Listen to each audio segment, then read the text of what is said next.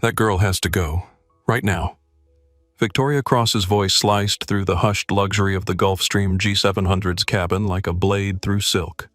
She wasn't making a request. She was issuing a command. Her manicured finger pointed across the aisle with the precision of a prosecutor identifying a criminal in court. The target of her fury was a young black woman, maybe 19, curled up in seat 3B with her knees tucked beneath her. She wore charcoal gray joggers that cost more than most people's rent, an oversized NYU hoodie, and pristine limited edition sneakers that hadn't seen a single scuff mark. Her hair was pulled back in a simple ponytail, and she was sketching quietly in a leather-bound notebook, earbuds and completely absorbed in her work. She looked up briefly when Victoria's voice cut through her music. Their eyes met for exactly 2 seconds.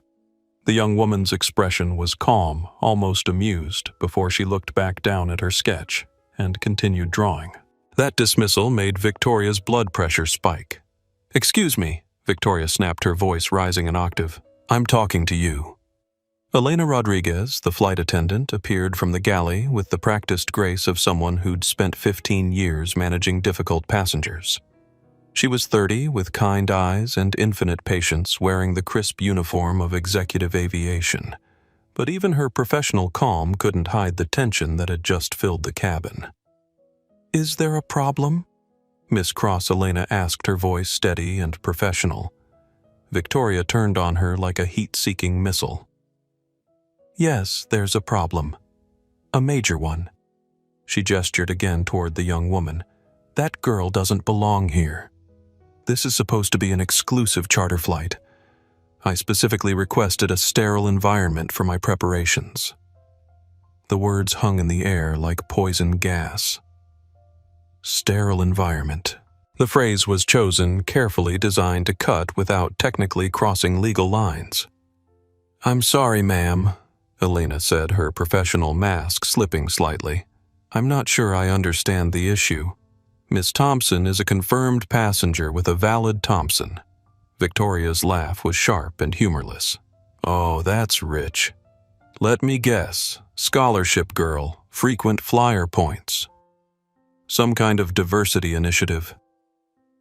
Mark Stevens. Victoria's 28-year-old assistant shifted uncomfortably in the seat across from her.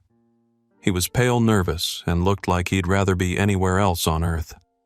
His job was to anticipate Victoria's needs and smooth her path through the world. Right now, he was failing spectacularly. Carol Mark whispered, using her preferred nickname. "Maybe we should just focus on the presentation. We have 3 hours to—" "Don't!" Victoria's voice was ice. "Don't you dare minimize this, Mark. Do you have any idea what this deal means, Thompson Aerospace Industries? $15 billion in government contracts. The biggest pitch of our careers. I need absolute focus, and I cannot concentrate with distractions." The young woman in 3B finally looked up from her sketchbook. Her voice when she spoke was calm and clear. "This seat is mine. I'm not asking for permission." Victoria stared at her mouth slightly open. In 15 years of corporate warfare, she'd rarely encountered such quiet confidence from someone so young. It threw her completely off balance. "Excuse me?" Victoria's voice dripped condescension. "Do you know who I am?" "No," the young woman replied simply. "Should I—" Mark made a small choking sound. Elena's eyes widened. Victoria's face flushed red. "I am Victoria Cross, senior partner at Meridian Capital. I manage over $2 billion in assets. I do not have conversations with people who look like they just rolled out of a dorm room. And you sound like someone who's never been told no before." The young woman's voice remained steady, but there was steel underneath the silk. She closed her sketchbook and gave Victoria her full attention. "But there's a first time for everything." The silence that followed was deafening. You could hear the whisper of air conditioning and the distant hum of the aircraft's auxiliary power unit. 5 other passengers who had been politely ignoring the exchange were now openly staring. James Mitchell, A 55-year-old white businessman in an expensive navy suit cleared his throat from seat 1A. Perhaps the young lady would be more comfortable in coach, he suggested, his voice carrying the automatic authority of someone accustomed to being obeyed. Carlos Rivera, a 35-year-old Hispanic tech entrepreneur, shot him a look from across the aisle. "There is no coach on this aircraft," he said quietly. "It's all first class." "Well then," James continued unfazed, "surely there's somewhere else she could sit." The galley, perhaps Elena's professional mask, finally cracked. "Sir, I cannot ask a ticketed passenger to move till you can, and you will," Victoria interrupted. "I am paying for this flight." "Well, my firm is paying. We chartered this aircraft specifically for privacy and preparation time. I have the most important meeting of my career in 6 hours, and I will not have my concentration broken by... She gestured vaguely at the young woman, searching for words that wouldn't get her sued. "By me existing," the young woman finished helpfully. Victoria's mouth opened and closed like a fish gasping for air. Mark tried again to defuse the situation. "Carol, please. Let's just review the Thompson Industries file. We need to go over the technical specifications for the..." "The Thompson file?" Victoria said slowly, her eyes never leaving the young woman. "You know what? You're right, Mark. Let's discuss Thompson Industries. Let's talk about how David Thompson built his aerospace empire from nothing, how he demands excellence from everyone he works with, how he has zero tolerance for people who don't belong in his world." She leaned forward slightly. "I wonder what he'd think about finding stowaways on executive aircraft." The young woman smiled. It wasn't a friendly smile. "I wouldn't know," she said. "Why don't you ask him?" Something in her tone made Elena take a step closer. The flight attendant had been watching this exchange with growing unease, and now she was studying the young woman's face with new interest. "Miss Thompson," Elena said carefully, "would you like me to call ahead and confirm your ground transportation in Los Angeles?" Victoria's head snapped toward Elena. "Thompson. Her name is actually Thompson." "Yes, ma'am. Miss Kira Thompson." "That's quite a coincidence," James Mitchell observed from his seat. "Same name as the CEO we're going to see?" Victoria's laugh was sharp and bitter. "Oh, I see what's happening here. This is some kind of setup, isn't it? Corporate espionage. You're trying to sabotage our presentation." Kira looked at her with something approaching pity. "You really believe the world revolves around you, don't you?" Susan Blake, a 60-year-old white woman with silver hair and expensive jewelry, had been silent up until now. She was a philanthropist, someone who prided herself on doing good in the world. But she was also someone who understood the social order, who knew her place in the hierarchy and expected others to know theirs. Perhaps she said delicately, "There's been some kind of mistake with the reservations." "There's been no mistake," Kira said firmly. "I'm exactly where I'm supposed to be." "Wearing sweats," Victoria muttered, "to a $75 million aircraft. What I wear is my choice, not when it affects other passengers." "How exactly does my clothing affect you?" Victoria paused. It was a fair question, and they both knew it. But she'd gone too far to back down now. "It's about standards," she said finally. "It's about maintaining the integrity of premium travel. When you lower the bar for one person, you lower it for everyone." "Whose bar?" Kira asked quietly. "Whose standards?" The question hung in the air like smoke. Elena found herself holding her breath. Even Mark had stopped fidgeting with his laptop and was listening intently. "Society's standards," Victoria said, but her voice had lost some of its conviction. "Society," Kira repeated. "You mean your society. I mean civilized society. And I'm not civilized because I'm wearing comfortable clothes. You're not civilized because you don't understand your place." The words slipped out before Victoria could stop them. The mask had finally fallen completely away, revealing the ugly truth underneath. Elena stepped forward. "Ma'am, I'm going to have to ask you to—" "My place."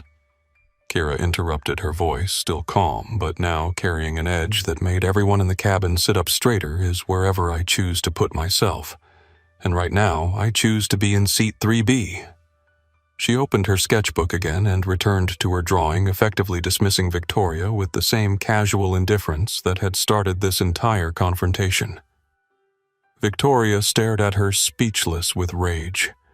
Her carefully constructed world where money and status determined worth, where she could move people around like chess pieces, had just been challenged by a teenager in sweatpants.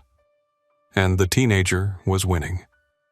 The cabin had transformed from a luxury travel environment into something resembling a courtroom with invisible battle lines drawn across the aisle. Elena stood in the center, caught between her professional obligations and her growing discomfort with Victoria's behavior. The other passengers, who had paid substantial sums for the privacy and exclusivity of charter travel, found themselves unwilling witnesses to a conflict that was rapidly spiraling out of control. Mark Stevens pulled out his phone and began typing frantically. He was texting his assistant back in New York, trying to figure out if there was any way to salvage this situation before it destroyed their chances with Thompson Industries. The irony wasn't lost on him that they were harassing someone with the same name as their prospective client, but Victoria was too deep in her rage to see the potential disaster looming ahead. "I want to speak to the pilot," Victoria announced suddenly. "I want this aircraft turned around. I want that girl removed before we take off." Ma'am, Elena said carefully. "We're already in the air. We've been airborne for 20 minutes. Victoria's face went white. In her fury, she'd lost track of time and missed the takeoff entirely. The gentle hum she'd attributed to ground power was actually the aircraft's engines in cruise flight. Carlos Rivera looked up from his laptop. "I think everyone needs to take a deep breath here. We're stuck together for the next few hours, whether we like it or not." "I don't have to like it," Victoria snapped. "And I don't have to pretend this is normal." "What exactly isn't normal?" Carlos asked. A young woman reading quietly in her assigned seat. "A young woman who clearly doesn't belong in first class," James Mitchell interjected, supporting Victoria's position. "Let's be honest about what we're all thinking." "What are we all thinking?" "Susan." Blake asked, her voice carefully neutral. James gestured toward Kira. "Look at her. Look at how she's dressed. Look at her age. Does she look like she can afford a $15,000 seat on a charter flight? How exactly is someone supposed to look when they can afford something?" Carlos shot back. "I founded a company worth $200 million and I'm wearing jeans and a t-shirt. Does that disqualify me from being here?" "That's different," Victoria said. "How is it different?" Victoria paused. She couldn't say what she really meant, not directly. Not on a flight that might be recording audio, but everyone in the cabin understood the subtext. "It just is," she said, finally. Kira looked up from her sketchbook. "Mr. Mitchell." "Right. I heard Elena use your name earlier. Can I ask you something?" James straightened in his seat, clearly pleased to be acknowledged. "Of course. When you were 19, did anyone ever tell you that you didn't belong somewhere because of how you looked?" James opened his mouth to answer, then closed it. The question was more complex than it appeared on the surface. "That's not really the same thing," he said finally. "Why not? Because He trailed off, realizing that any answer he gave would reveal more about his assumptions than hers.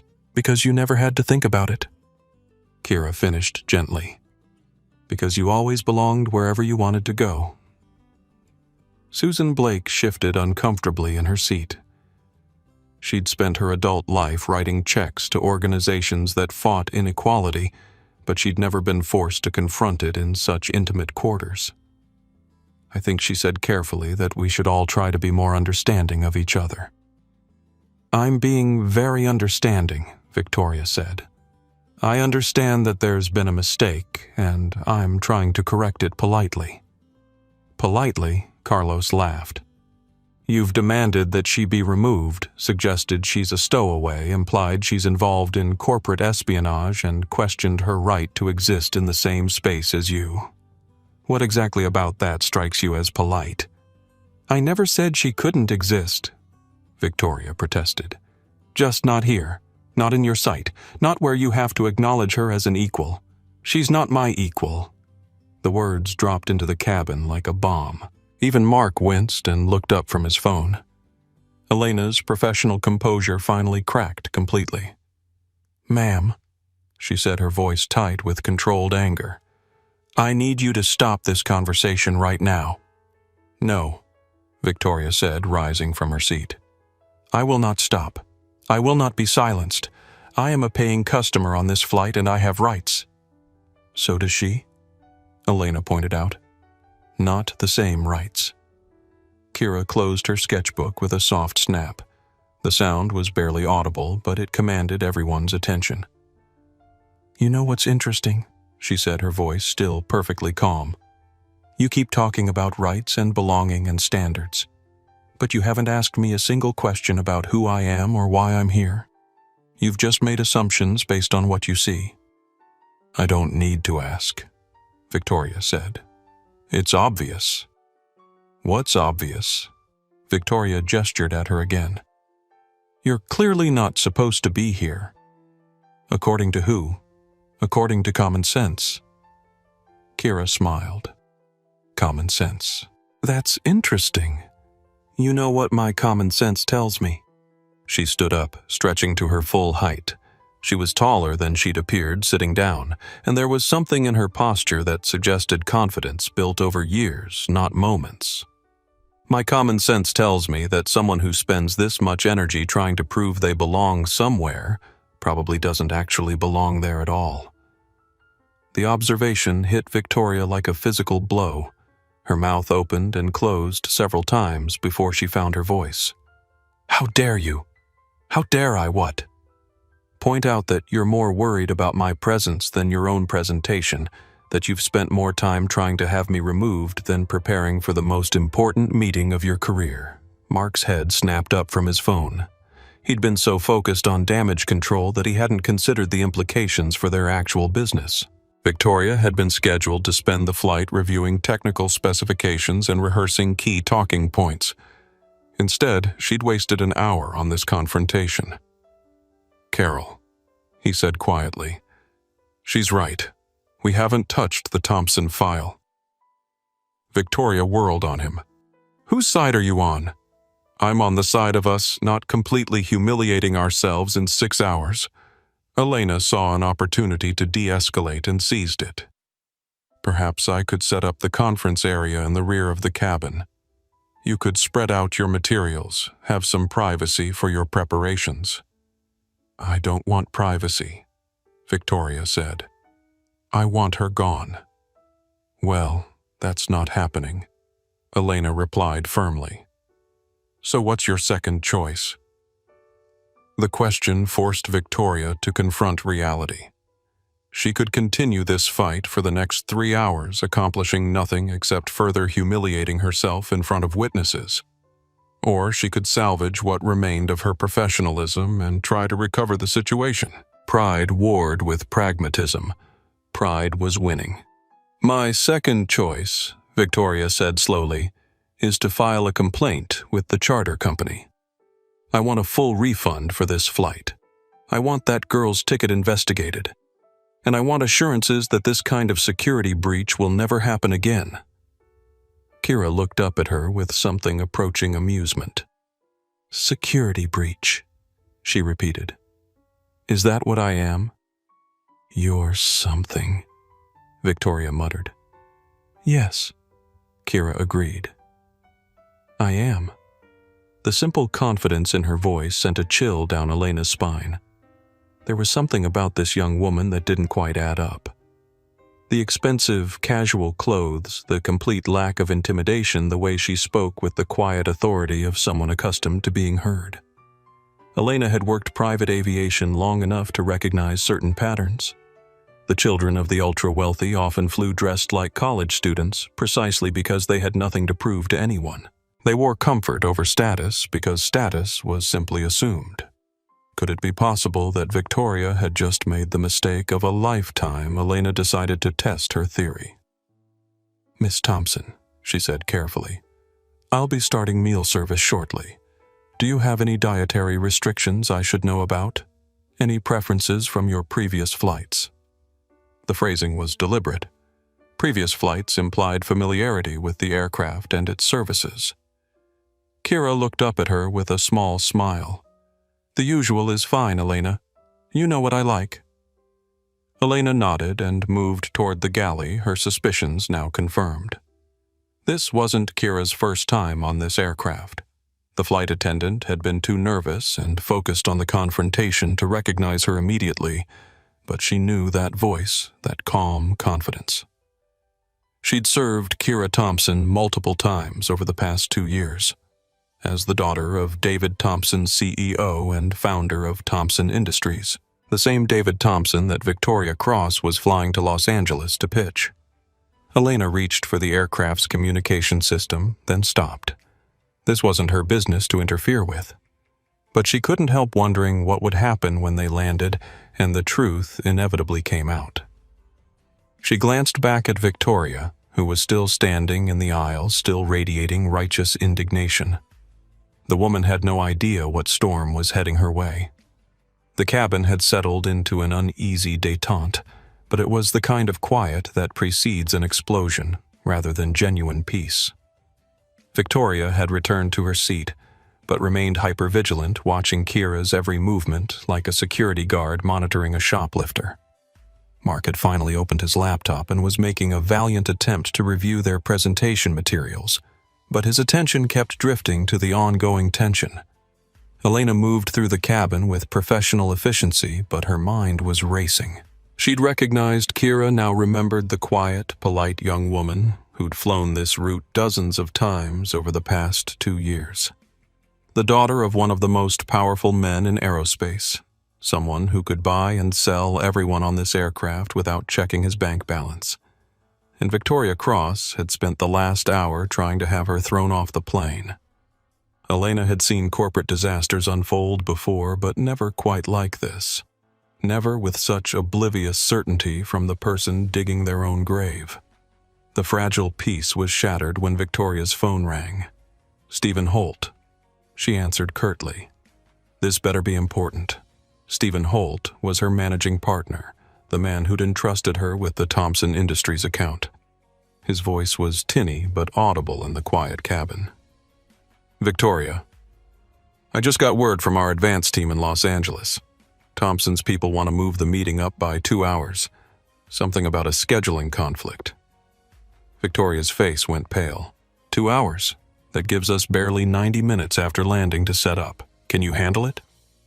Victoria glanced around the cabin, her eyes landing on Kira, who appeared to be ignoring the conversation entirely. "There have been some complications on the flight," Victoria said carefully. "Security issues. But I'll manage." "Security issues? What kind of security issues?" Victoria lowered her voice, but in the confined space everyone could still hear her. "Questionable passengers. People who shouldn't be here." "I'm handling it." James Mitchell leaned forward, inserting himself into the conversation. "I can confirm that he said loudly enough for the phone to pick up. Very concerning situation. Makes you wonder about the charter company's screening process." Stephen's voice crackled through the phone speaker. "Are you telling me there's a security threat on your aircraft?" "Not a threat exactly." Victoria backpedaled, realizing how her words might sound to someone not present for the context. "More of a authenticity issue. Speak plainly, Victoria." Victoria glanced at Kira again, then made her decision. "There's a young woman on board who clearly doesn't belong here. Expensive flight casual clothes, suspicious circumstances. I'm concerned about corporate espionage or some kind of setup." The word espionage sent a visible shiver through the cabin. Carlos Rivera closed his laptop and stared at Victoria in disbelief. "You think she's a spy?" he asked incredulously.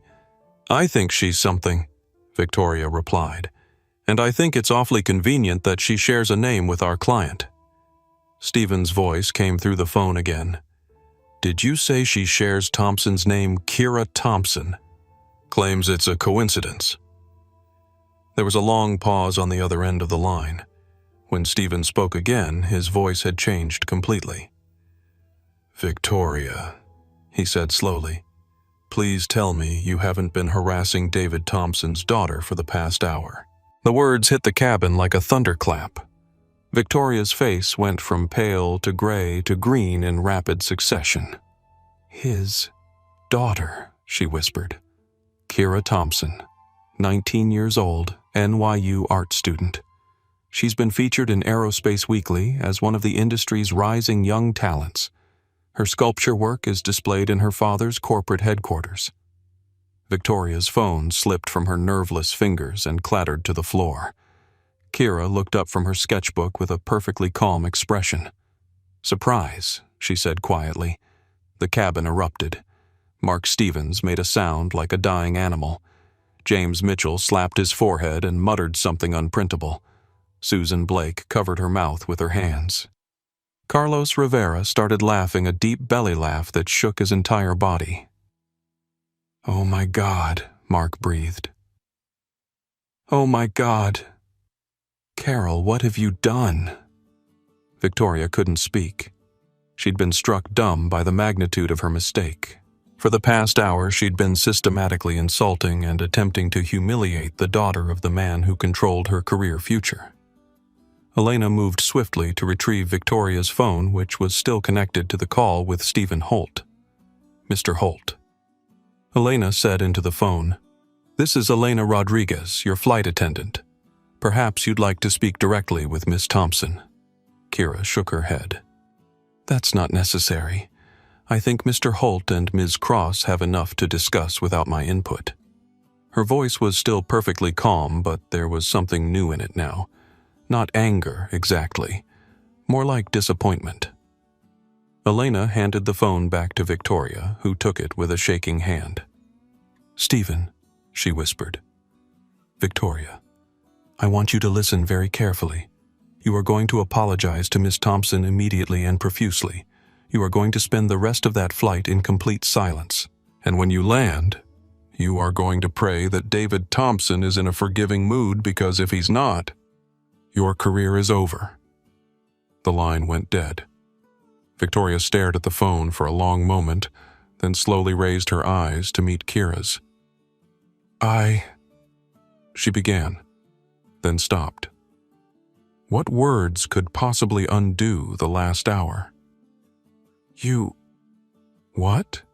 Kira asked, gently. "I didn't know. You didn't know what? That I was someone important, that I had a right to be here, that I deserved basic human respect."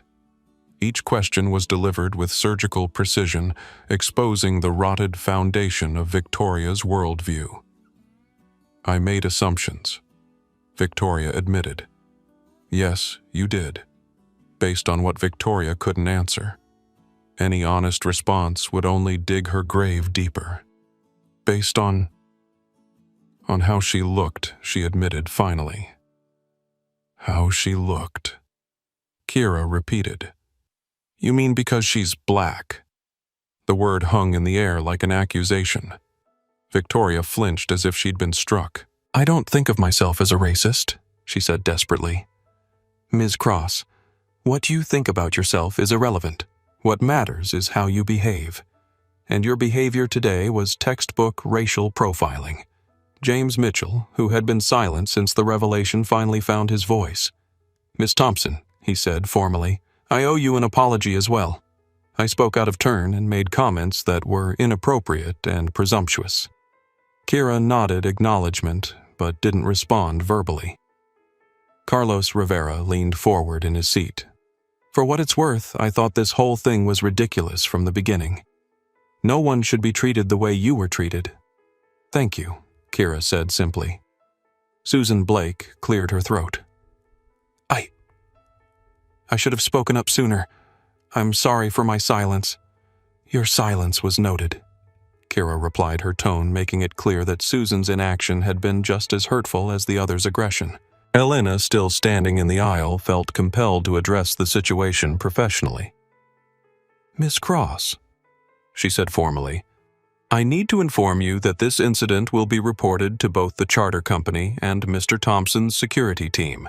The aircraft is equipped with audio recording devices for safety purposes, so there will be a complete record of this flight's events."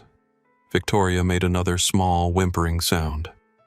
Mark Stevens looked up from his laptop where he'd been frantically trying to calculate the financial damage to their firm.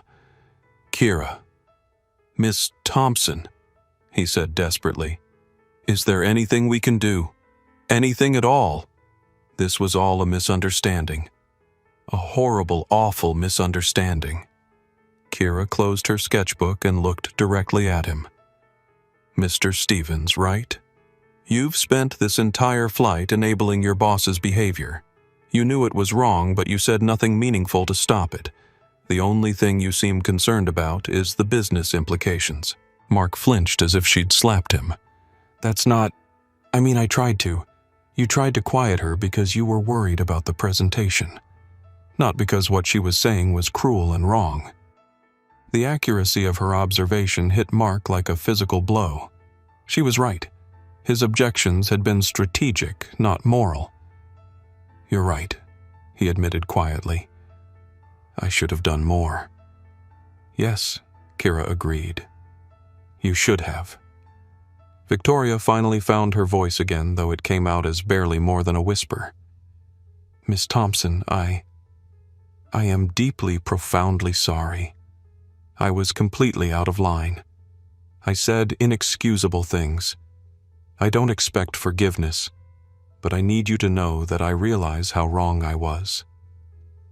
Kira studied her for a long moment. "Ms. Cross, do you know what the worst part of this has been?" Victoria shook her head. "It's not that you assumed I didn't belong here. It's not even that you tried to have me removed. It's that when you thought I was nobody important, you felt entitled to treat me as less than human. My worth to you was entirely dependent on my status and my connections." Victoria's face crumpled. The truth was devastating because it was absolute. "That says something about your character that no apology can fix." Kira continued. "You're not sorry you treated me badly. You're sorry you treated the wrong person badly." The observation hung in the air like a death sentence. Victoria couldn't argue with it because they both knew it was true. Elena, who had been listening to the entire exchange, felt a profound respect for the young woman's composure and insight. At 19, Kira Thompson possessed a clarity and strength that most people never developed. The rest of the flight passed in oppressive silence. Victoria stared out the window, her career and reputation crumbling around her in real time. Mark worked frantically on damage control scenarios, though they both knew the situation was likely beyond salvage. The other passengers retreated into their own thoughts, processing what they'd witnessed and their own roles in it. And Kira returned to her sketching as calm and focused as she'd been when the flight began. But Elena noticed that she was no longer drawing aircraft designs.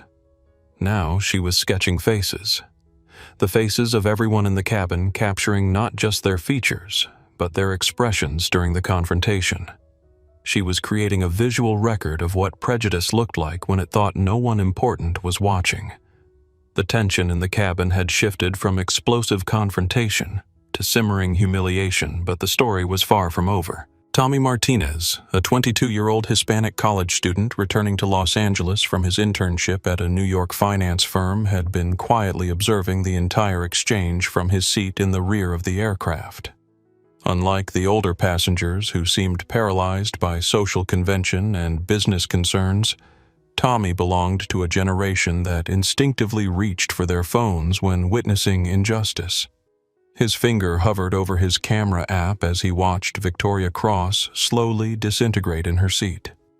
The woman who had spent an hour demanding that Kira Thompson be removed from the aircraft was now slumped forward, her head in her hands, as the reality of her situation began to sink in. Tommy had recognized the dynamic immediately. He'd grown up in East LA, where assumptions about who belonged where were a daily reality. He'd watched his mother, a hotel housekeeping supervisor, be treated with suspicion and dismissal by guests who assumed she couldn't possibly understand their problems or deserve their respect. The only difference here was the price point of the discrimination. He pulled out his phone and began recording. "Excuse me." Kira's voice cut through the cabin's oppressive quiet. She was looking directly at Tommy, her expression serious but not angry. "What are you doing?" Tommy paused, his thumb still hovering over the record button. "This needs to be documented," he said. "People need to see what just happened." "No," Kira replied firmly. "They don't." "But words, not views." Kira interrupted, her voice gaining strength. "If you want to help, use your voice, not your camera. If you have something to say about what you witnessed, say it now to the people who need to hear it. Don't post about it later to people who weren't here." Tommy lowered his phone, slowly, struck by the conviction in her voice. "You're right," he said, sliding the device back into his pocket. "You're absolutely right." He stood up and walked to the front of the cabin, his young face set with determination. Elena watched him approach with curiosity, wondering what this new development would bring. Ms. Cross Tommy said, his voice carrying the careful respect of someone who'd been taught to honor his elders even when they didn't deserve it. "I need to tell you something." Victoria looked up at him with red-rimmed eyes. She'd aged a decade in the past hour, her carefully maintained corporate facade replaced by the haggard appearance of someone watching their life collapse in real time.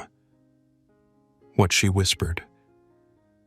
"I've been sitting back there for the past hour watching you try to humiliate that young woman. I've been quiet because I was raised to be respectful to my elders even when they're wrong.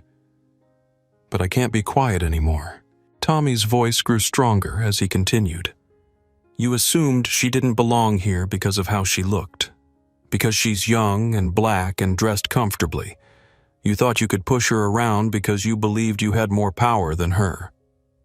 Victoria opened her mouth to protest, but Tommy held up a hand. "I'm not finished. You want to know what I see when I look at you? I see someone so insecure about their own place in the world that they have to tear other people down to feel important. I see someone who mistakes cruelty for strength." The words hit Victoria like physical blows. Coming from someone young enough to be her son, they carried a particular sting. "My mother, Tommy, continued works in hotels. She's been doing it for 20 years. And I've watched people like you look right through her, assume she's ignorant or invisible, treat her like she's not worth basic courtesy. But you know what? She speaks 3 languages. She has a business degree and she's raised 4 kids who are all college graduates." Elena found herself nodding along with Tommy's words. She'd seen similar dynamics play out countless times in her years of service work. "The only difference between my mother and Miss Thompson over there," Tommy said, gesturing toward Kira, "is that Miss Thompson has the power to make your disrespect expensive. But that doesn't make your behavior any less wrong. It just makes the consequences more immediate." Victoria's face crumpled further.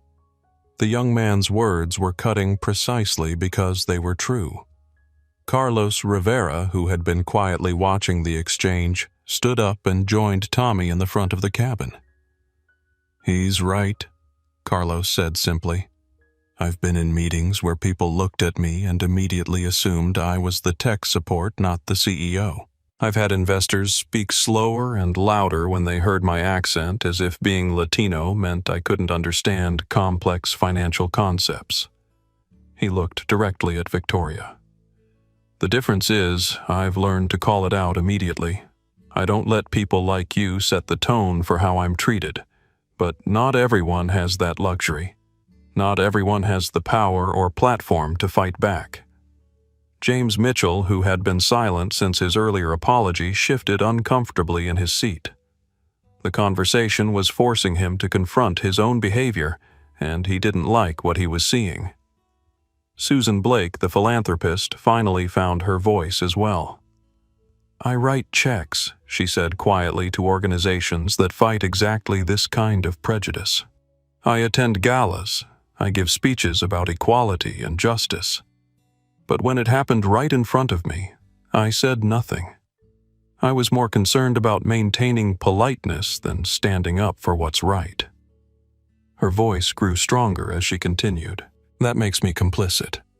My silence was a choice, and it was the wrong choice." Elena, who had been trained to remain neutral in passenger conflicts, found herself unable to stay quiet any longer. In 15 years of private aviation, she said, "I've seen wealthy passengers treat service staff, other passengers, and crew members as less than human. I've watched people use money as a weapon to intimidate and control others. But I've also seen the damage it does not just to the targets, but to the witnesses who say nothing." She looked around the cabin, making eye contact with each passenger in turn.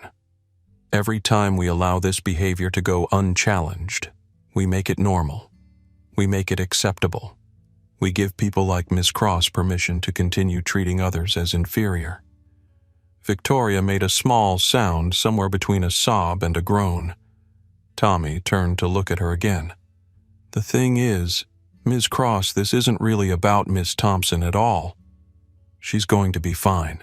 She has family resources protection.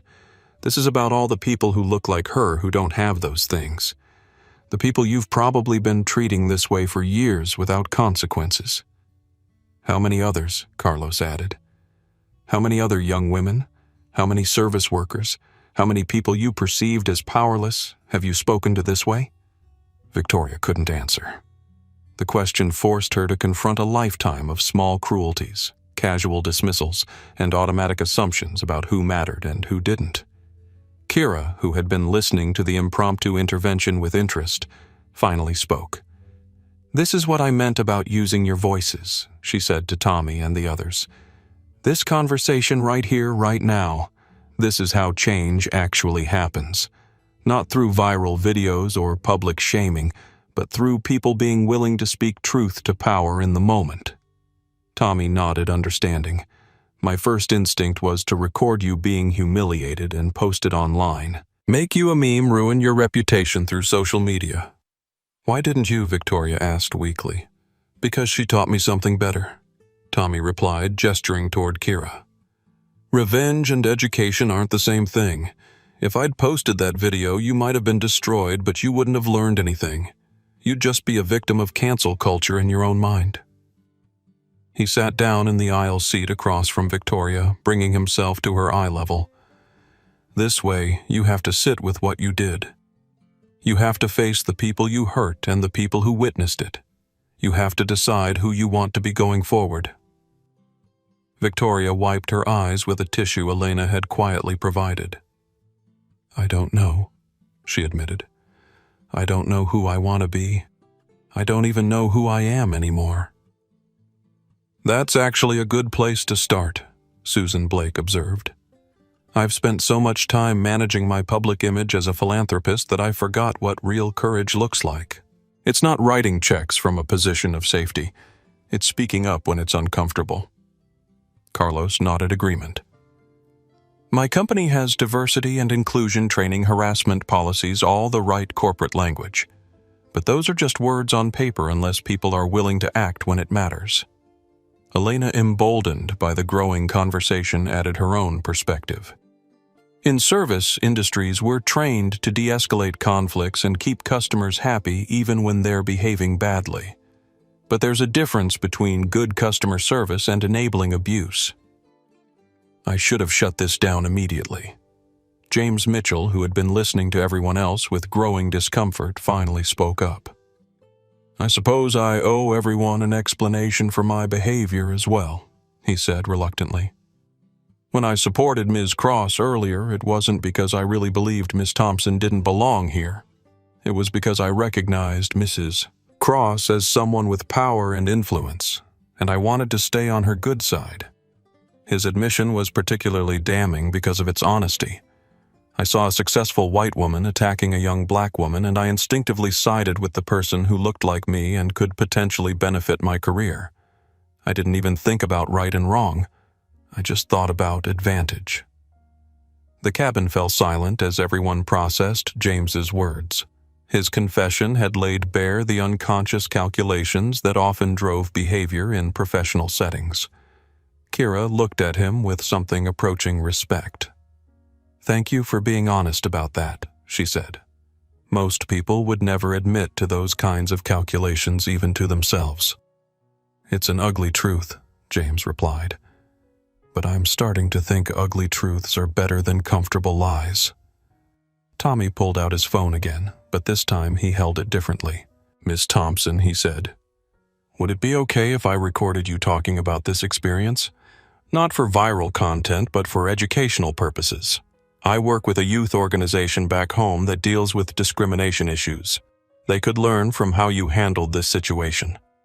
Kira considered the request carefully.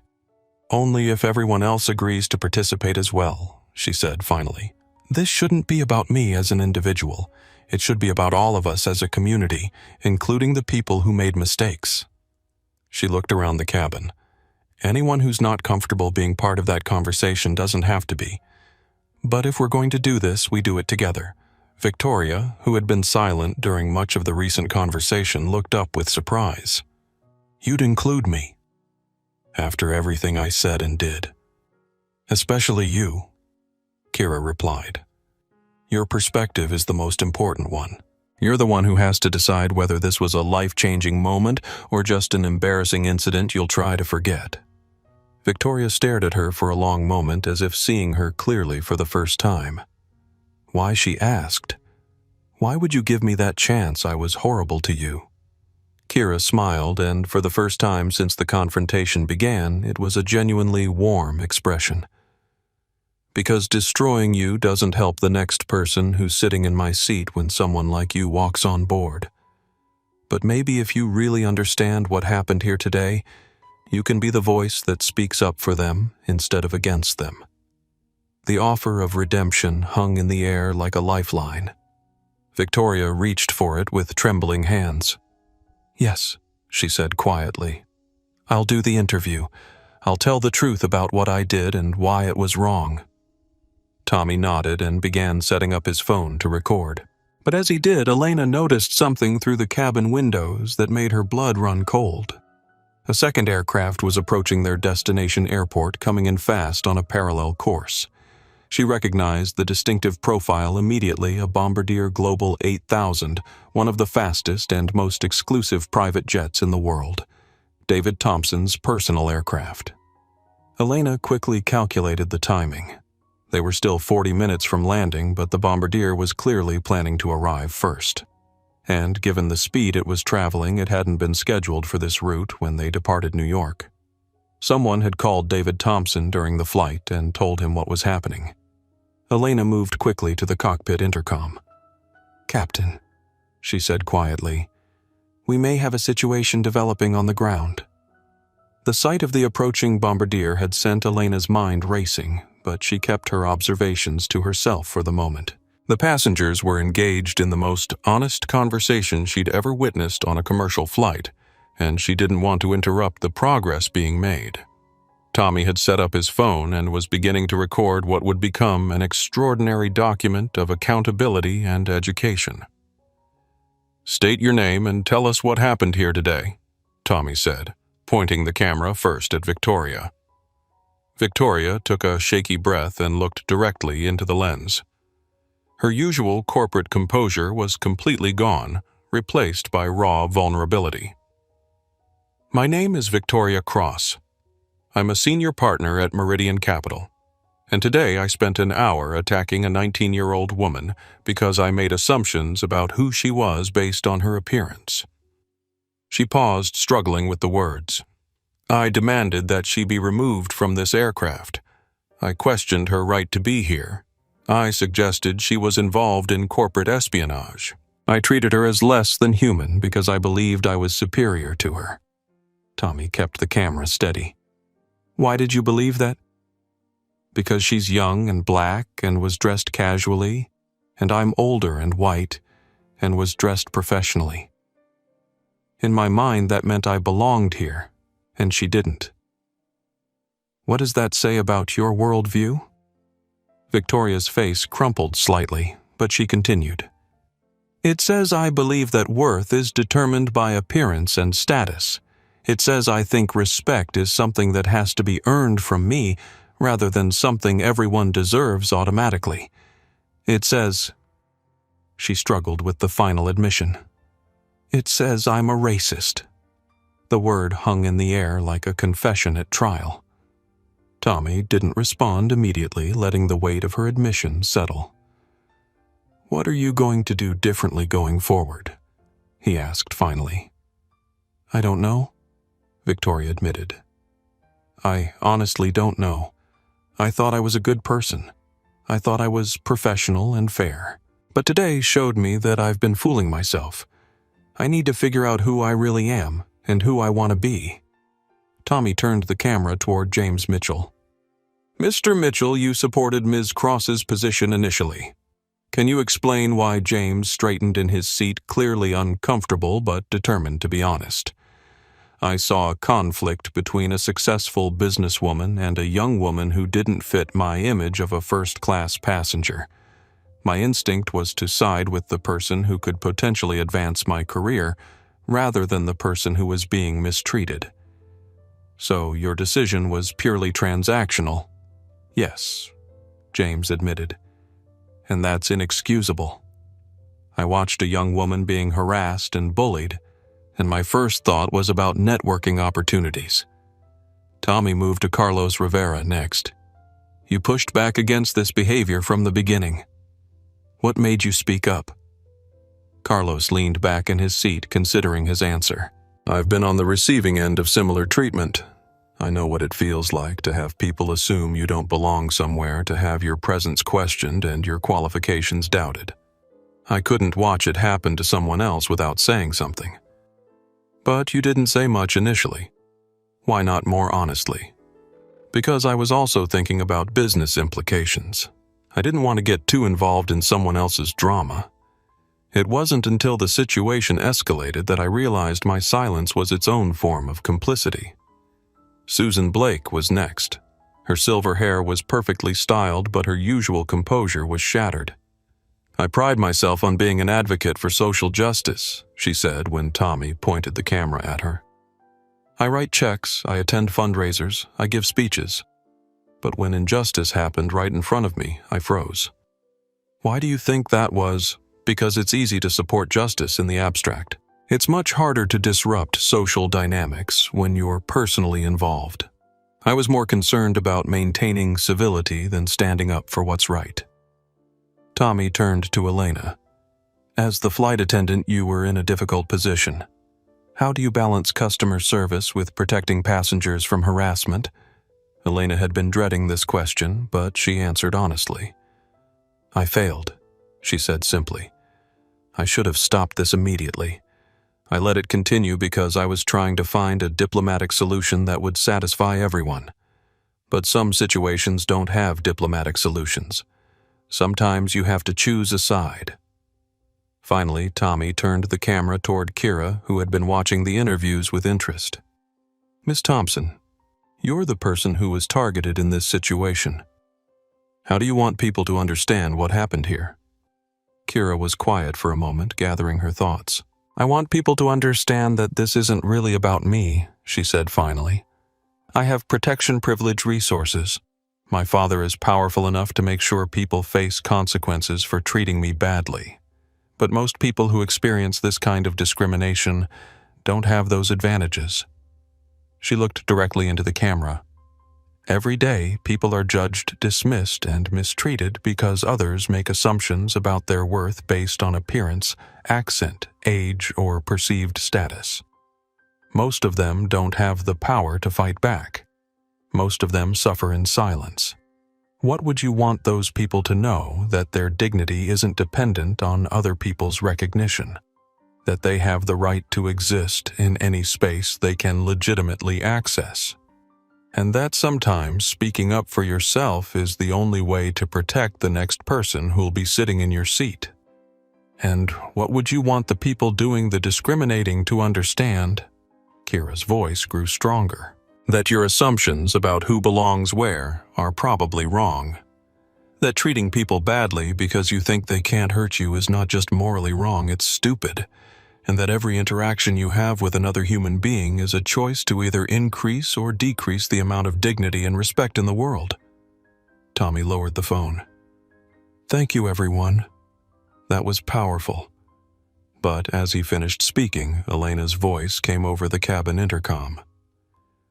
Ladies and gentlemen, I need to inform you that we've received word that another aircraft will be meeting us on the ground in Los Angeles.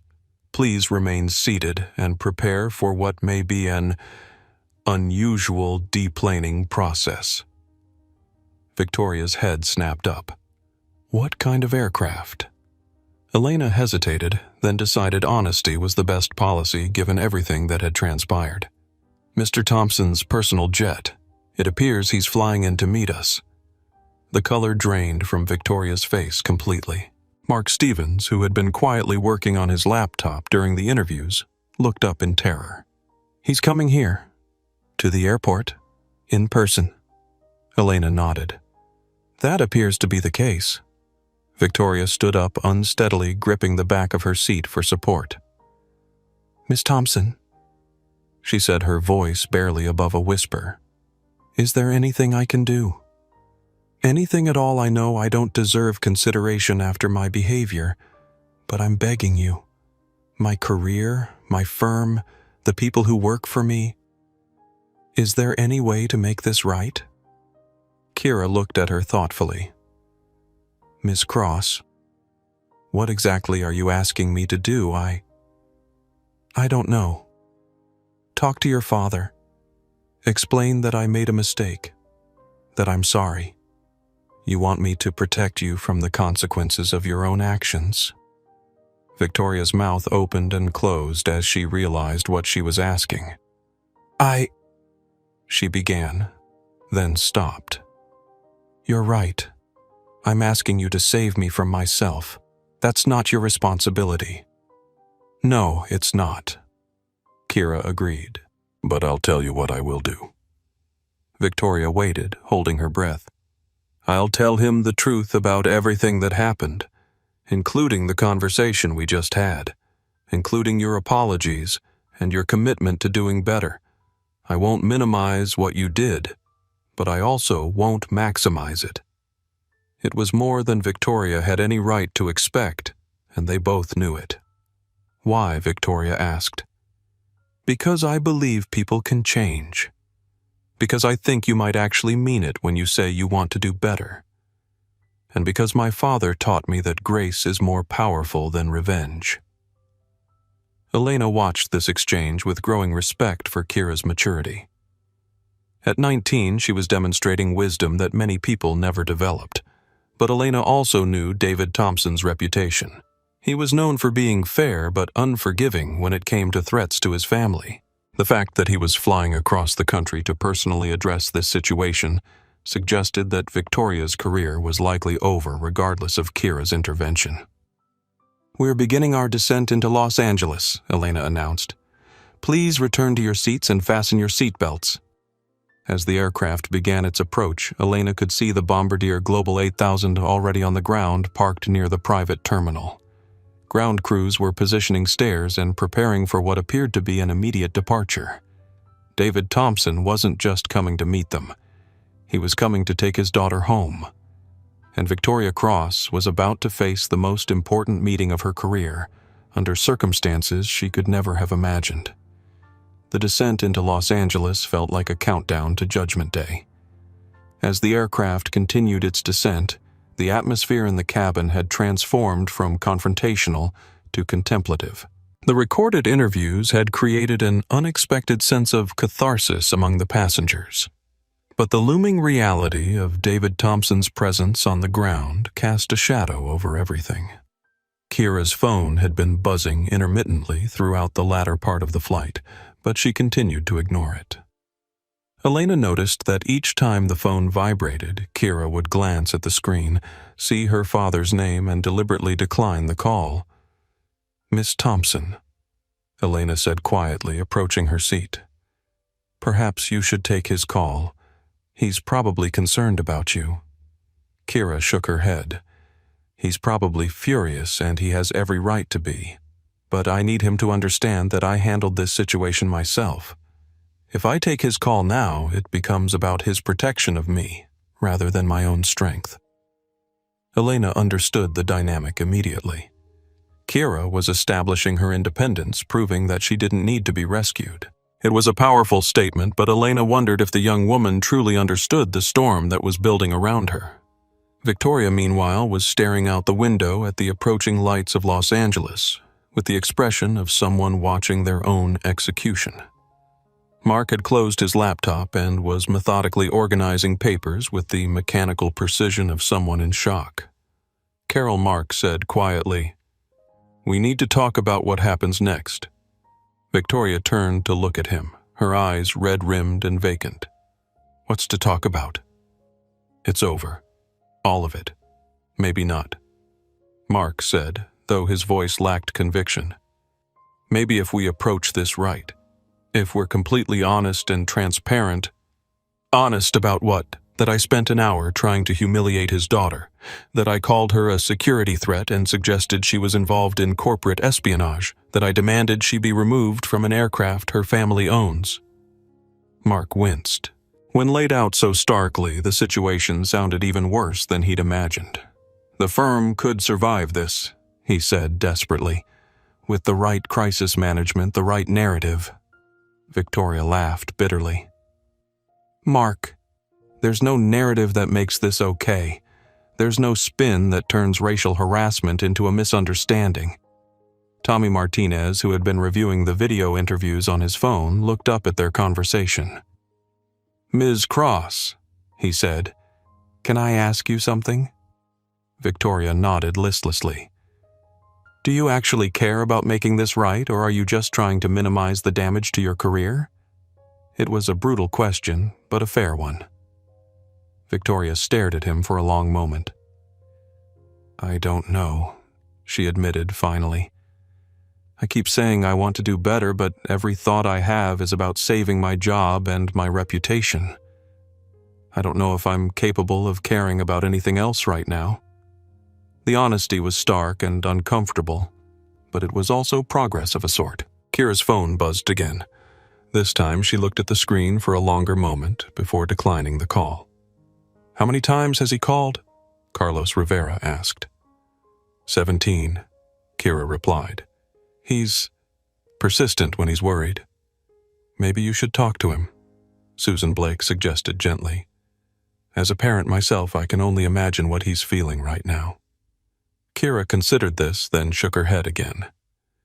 "He raised me to be strong and independent. If I call him crying for help every time someone treats me badly, I'm not living up to what he taught me." Elena, who had been listening to this conversation while monitoring the aircraft's approach, made a decision. She activated the cabin intercom and spoke to the cockpit. "Captain, could you patch me through to ground control? I need to relay a message to the aircraft on the ramp." There was a brief pause, then the captain's voice came back. "Elena, I'm not sure that's a good idea. Mr. Thompson specifically requested no communication until we're on the ground. Sir, with respect, I think he needs to hear this directly from his daughter." Kira looked up sharply. "Elena, no. Don't."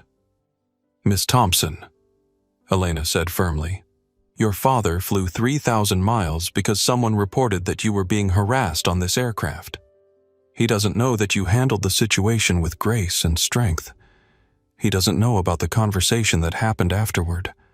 All he knows is that someone hurt his daughter and he's coming to make them pay." The words landed like a physical blow. Kira had been so focused on maintaining her independence that she hadn't considered the broader implications of her silence. "You're right," she said quietly. "I need to talk to him." Elena nodded and spoke to the cockpit again. Captain Miss Thompson would like to speak with her father. Patching through now. The cabin speakers crackled to life, and suddenly David Thompson's voice filled the space. It was deep controlled, but carrying an undercurrent of barely restrained fury. "Kira, are you all right?" "I'm fine, Dad," Kira replied. Her voice stronger than Elena had expected. "I'm completely fine. I got a call from Stephen Holt at Meridian Capital. He said there was some kind of incident that you were being harassed by one of his employees." Victoria made a small whimpering sound at the mention of her boss's name. "There was an incident," Kira confirmed. "But I handled it. And we've had some important conversations since then." "What kind of conversations?" Kira glanced around the cabin, meeting the eyes of each passenger in turn. The kind that actually solve problems instead of just punishing people for having them. David's voice softened slightly. "What do you mean, Dad? The woman who was rude to me has spent the last hour confronting some ugly truths about herself. The other passengers who stayed silent have acknowledged their complicity. Everyone involved has committed to doing better. And you believe them?" Kira looked directly at Victoria as she answered, "I believe they want to do better. Whether they follow through is up to them." There was a long pause before David spoke again. "I'm proud of you," he said simply. "But that doesn't mean there won't be consequences." Victoria's face went ashen. "I understand," Kira replied. "But I hope the consequences focus on education and change, rather than just punishment. We'll discuss it when you're safely on the ground." The communication ended, leaving the cabin in tense silence. Elena checked the aircraft's position and realized they were only minutes from landing. She could see the Bombardier Global 8000 clearly now, along with what appeared to be several black SUVs and a small crowd of people near the private terminal. "Ladies and gentlemen," she announced, "we'll be landing in approximately 5 minutes. After we park, please remain in your seats until ground personnel have finished their procedures." Victoria looked out the window and saw the reception committee waiting for them. "There must be 20 people down there," she breathed. Mark leaned over to look. "Security legal team, probably some media relations people. This is going to be a circus." Tommy held up his phone. "Should I be recording this part?" "No," Kira said firmly. "What happens next is private family business." Elena began preparing the cabin for landing, but her mind was racing. In 15 years of private aviation, she'd never seen anything quite like this. A routine charter flight had become a profound lesson in prejudice, accountability, and redemption. As the aircraft touched down and began taxiing toward the terminal, Elena caught sight of a figure standing apart from the crowd near the Bombardier. Even at a distance, there was no mistaking David Thompson. He was tall, imposing, and radiating an aura of controlled power that was visible even from the aircraft. He wasn't pacing or gesticulating or showing any outward signs of agitation. He was simply standing perfectly still, waiting. Somehow that was the most intimidating thing of all. The aircraft came to a stop, and Elena heard the engines winding down. Through the cabin windows, she could see ground crews positioning stairs and preparing to open the door. In a few moments, Victoria Cross would have to walk down those stairs and face the man whose daughter she had spent an hour trying to humiliate. The most important meeting of her career was about to begin under circumstances she could never have imagined in her worst nightmares. Elena opened the cabin door and stepped aside. It was time to face the music. The stairs were wheeled into position with mechanical precision, but nobody moved toward the door. The cabin had become a pressure cooker of tension, with everyone suddenly reluctant to be the first to face whatever was waiting outside. Elena stood by the open door, feeling the warm Los Angeles air rush into the climate-controlled cabin. She could see David Thompson clearly now, a commanding figure in a dark suit standing motionless beside his aircraft. Even from a distance, his presence was magnetic and intimidating. "Miss Thompson," Elena said gently, Your father is waiting." Kira nodded and stood up, slinging her backpack over her shoulder. She walked to the front of the cabin with the same calm confidence she'd displayed throughout the flight, but Elena noticed her hands were trembling slightly. "Before I go," Kira said, turning to address the other passengers, "I want you all to remember something. What happened here today wasn't about me specifically. It was about a pattern of behavior that affects millions of people every day. The only difference is that this time there were consequences." She looked directly at Victoria. "Ms. Cross, I meant what I said about believing people can change, but change requires action, not just words. What you do after today will determine whether this was a learning experience or just an embarrassing story you eventually forget." Victoria nodded, unable to speak. Kira walked to the door, then paused and looked back one more time. "And to everyone else, the next time you see someone being treated the way I was treated today, I hope you'll remember this conversation and find your voices sooner." With that, she stepped through the door and began descending the stairs. Elena watched through the window as Kira walked across the tarmac toward her father. David Thompson didn't move until she was within arm's reach. Then he enveloped her in a hug that spoke of profound relief and love.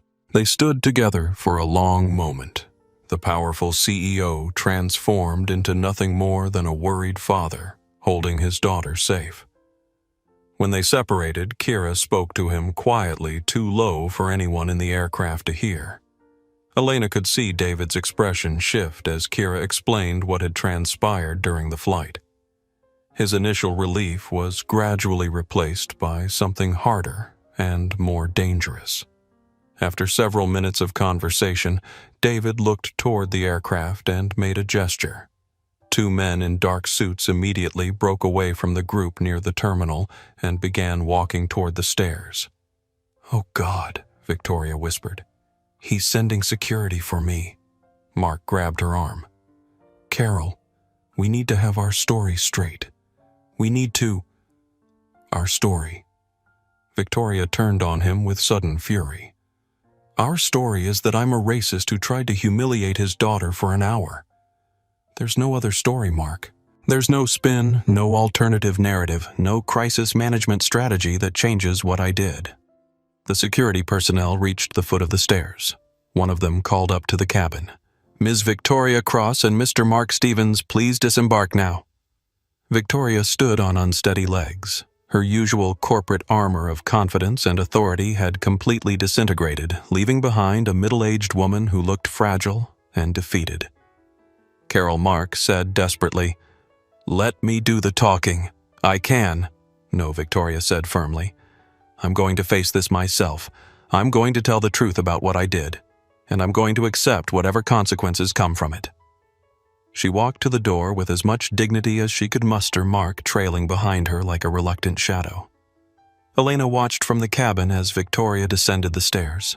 With each step, her shoulders seemed to slump further, as if the weight of her actions was physically pressing down on her. When Victoria reached the tarmac, David Thompson separated himself from his daughter and began walking toward her. Elena had seen many powerful men in her years of private aviation, but David Thompson commanded space in a way that was almost supernatural.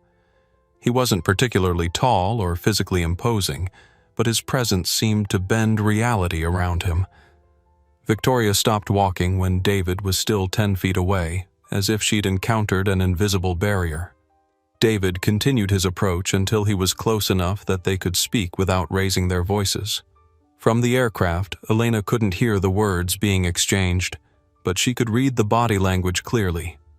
David Thompson was speaking in a low, controlled voice, his posture radiating quiet authority. Victoria was nodding frequently, her hands clasped in front of her like a penitent. The conversation lasted approximately 10 minutes. At one point, Victoria appeared to be crying, her shoulders shaking as David continued speaking. Mark stood several feet away, looking like he wanted to disappear entirely.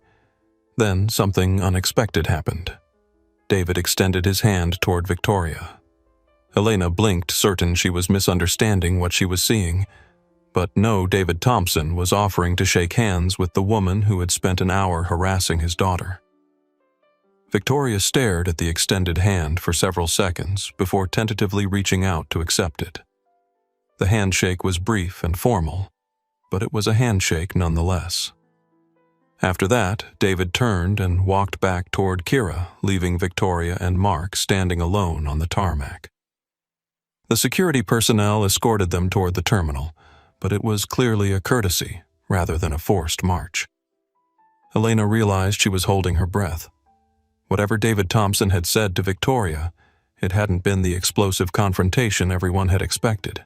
The remaining passengers began to disembark, filing past Elena with expressions of confusion and curiosity. None of them had expected the encounter to end so quietly. Carlos Rivera paused at the door. "That wasn't what I thought would happen," he said. "What did you expect?" Elena asked. "Honestly, I expected him to destroy her, publicly and completely. The fact that he didn't—" "What does that say?" Elena shook her head. "I have no idea." As the last passenger disembarked, Elena began her post-flight procedures, but her mind kept returning to the image of David Thompson shaking Victoria's hand. It was an act of grace that seemed almost impossible given the circumstances. Through the cabin window, she could see the Thompson family aircraft preparing for departure. Kira was already on board, but David was standing at the foot of the stairs speaking on his phone. Elena's own phone buzzed with a text message from the charter company's operations center. "Need full incident report ASAP. Media already asking questions." She looked out at the terminal building and saw several news vans arriving in the distance. Word of the incident was already spreading, and by tomorrow morning this story would likely be everywhere. But the real story, Elena realized, wasn't about a confrontation or a public humiliation. It was about a 19-year-old woman who had turned a moment of cruelty into an opportunity for education, and a father who had chosen grace over revenge. Elena began typing her incident report, wondering how she could possibly capture the complexity of what had transpired in the sterile language of corporate documentation. Some stories, she reflected, were too important for paperwork. The private terminal at Los Angeles International Airport's private aviation facility was designed for discretion and efficiency. High-profile passengers could arrive and depart without the chaos of commercial aviation, protected from paparazzi and crowds by careful logistics and strategic positioning. But tonight, the usually serene environment buzzed with unusual activity. David Thompson's Bombardier Global 8000 had landed 30 minutes earlier, and its arrival had set off a chain reaction throughout the facility. Ground crews moved with heightened urgency, security personnel took up strategic positions, and several black SUVs materialized in the restricted area as if summoned by invisible forces. Elena Rodriguez watched this choreographed response from the cabin of the Gulfstream G700, marveling at the difference between theoretical wealth and actual power. She'd served many wealthy passengers over her 15-year career, but she'd rarely seen such immediate and comprehensive mobilization of resources. David Thompson himself stood apart from the activity, a still center in the storm of preparation. He was impeccably dressed in a charcoal gray suit that probably cost more than most people's annual salary. But his wealth wasn't what commanded attention. It was the way he held himself, the aura of absolute authority that seemed to emanate from him like heat from a forge. Elena had researched Thompson Industries during her brief break between flights months earlier, curious about the family that flew their route so frequently. David Thompson had built his aerospace empire from a single government contract 30 years ago, transforming a small engineering firm into one of the most influential companies in the defense and civilian aviation sectors. Forbes estimated his net worth at $12 billion, but Elena suspected that number significantly underestimated his true wealth and influence. More importantly, David Thompson was known for his fierce protection of his family. There were stories in industry circles about business partners who had made the mistake of threatening or disrespecting his loved ones. Those people, Elena had heard, tended to find their careers mysteriously stalled. Their contracts, canceled, their reputations, quietly destroyed through channels they never saw coming. Victoria Cross had no idea what kind of enemy she had made. As Elena watched, a figure emerged from the bombardier and approached David. Elena recognized him as Marcus Chen Thompson's head of security, a former Secret Service agent who had been recruited personally by David 5 years earlier. Marcus spoke quietly into David's ear, gesturing toward their aircraft, which was just beginning its final approach. David's expression didn't change, but Elena saw his hands clench briefly at his sides. Whatever Marcus was telling him, it wasn't improving his mood. Elena activated the cabin intercom and spoke to her passengers one final time as they began their descent. "Ladies and gentlemen, we'll be on the ground in approximately 10 minutes. I want to remind everyone that what happens next may be emotionally charged. I encourage you to remain calm and respectful regardless of how the situation develops." Victoria, who had been staring out the window in horrified fascination at the reception committee below, turned to Elena with desperate eyes. "Is there any way I could disembark privately? Away from—" All that Elena shook her head sympathetically. "I'm sorry, Miss Cross. Mr. Thompson specifically requested that all passengers exit through the main door." The implication was clear. David Thompson wanted to see exactly who had been on the flight with his daughter. He wanted to look each of them in the eye and make his own assessment of their role in the events that had transpired. Mark Stevens, who had been frantically making phone calls to various crisis management consultants, finally put his phone away with a defeated expression. "No one wants to touch this," he reported to Victoria. "3 different firms have already declined to represent us. Word is spreading fast." Victoria nodded numbly. In the space of 3 hours, she had gone from being a rising star in the financial world to being radioactive. Her career wasn't just over, it was becoming a cautionary tale. The aircraft touched down with barely a whisper testament to the pilot's skill and the aircraft's advanced technology.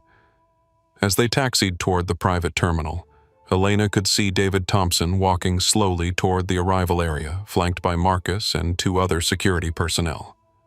Elena had expected him to pace or show visible signs of agitation, but David moved with the measured calm of someone who had learned to control his emotions even in the most stressful circumstances. That control, Elena realized, was probably more intimidating than any display of anger would have been.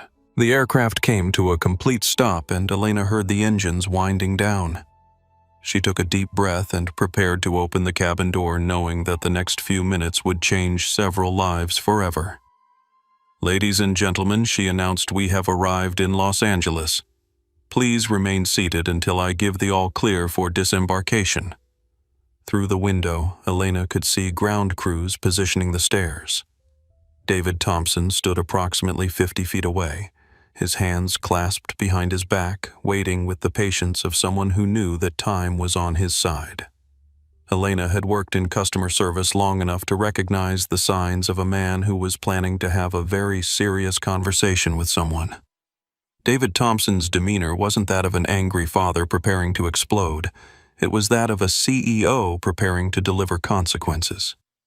Elena opened the cabin door and secured it in the open position.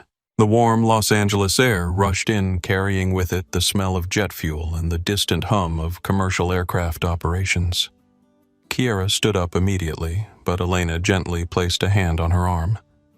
"Miss Thompson," she said quietly, "are you prepared for this? Your father looks focused," Kiera finished. "Yes, I've seen that expression before. Usually right before someone's world gets turned upside down." Elena was struck again by Kira's maturity. Most 19-year-olds would be either crying or defiant in this situation. Kira seemed to understand exactly what was happening and accepted her role in the events that were about to unfold. "Are you going to be all right?" Elena asked. Kira smiled, and for the first time since the confrontation began, it was a completely genuine expression. "Elena, my father didn't build a $12 billion company by losing his temper or making rash decisions. Whatever he's planning to do, it will be fair, proportional, and designed to prevent this from happening to anyone else." She shouldered her backpack and walked toward the door. That's what should scare Ms. Cross the most. Elena watched as Kira descended the stairs with the same composure she'd shown throughout the flight. Her father remained motionless until she was within 20 feet of him. Then his carefully controlled mask finally cracked. David Thompson's face transformed as he saw his daughter approaching safely. The CEO disappeared, replaced by a father whose child had been threatened. He closed the distance between them in 3 quick strides and pulled Kira into a fierce embrace that spoke of profound relief and love. Elena found herself wiping away tears as she watched the reunion. Whatever else happened today, this moment of pure parental love was something beautiful in the midst of all the ugliness. David held his daughter for a long moment, then stepped back and placed his hands on her shoulders, studying her face as if checking for damage. "Are you hurt?" he asked, his voice carrying clearly in the still evening air. "No, Dad. I'm fine. Really. Tell me what happened." "All of it." Kira took a breath and began speaking in low, measured tones. Elena couldn't hear the specific words, but she could see David's expression shifting as his daughter explained the events of the flight. His initial relief gradually hardened into something more dangerous. After several minutes of conversation, David looked toward the aircraft. His gaze swept across the windows, taking note of the faces pressed against the glass, cataloging each passenger who had been present during his daughter's ordeal.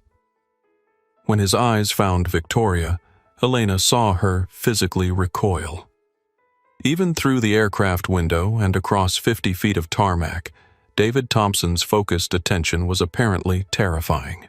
David spoke quietly to Marcus, who immediately began walking toward the aircraft. 2 additional security personnel fell in behind him, their movement casual but purposeful. Elena turned to address the remaining passengers. "Ms. Cross, Mr. Stevens, you're being asked to disembark first."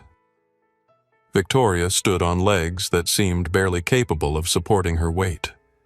She had aged a decade during the flight, her usual corporate confidence replaced by the haunted expression of someone watching their life implode in real time. "Elena," she said quietly, "will you do me a favor? If I can. Whatever happens out there, please remember that I apologized. I know it doesn't undo what I did, but I want you to remember that I admitted I was wrong." Elena nodded. "I'll remember." Victoria walked to the door like a woman approaching the gallows. Mark followed behind her, his face pale and his hands visibly shaking. As they descended the stairs, Elena watched David Thompson's reaction carefully. His expression remained neutral, but there was something in his stillness that suggested vast forces being held in check. Marcus met Victoria and Mark at the bottom of the stairs and escorted them across the tarmac. Elena expected them to be brought directly to David, but instead they were positioned approximately 30 feet away and asked to wait. David wasn't ready to speak with them yet. He was still talking with his daughter, still gathering information, still formulating his response. Elena realized she was witnessing a master strategist at work. David Thompson was treating this situation like a business negotiation, gathering all available information before making his move. The remaining passengers disembarked in order. Carlos Rivera, who walked across the tarmac with the confident stride of someone who knew he had nothing to hide. James Mitchell, whose earlier confidence had been replaced by obvious nervousness.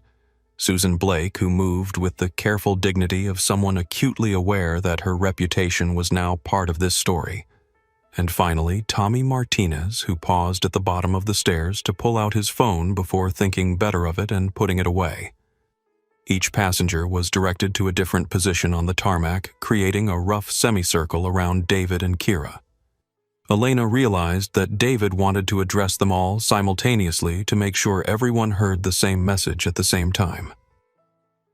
Elena was the last to leave the aircraft, and as she descended the stairs, she found herself at the center of one of the most surreal situations of her career.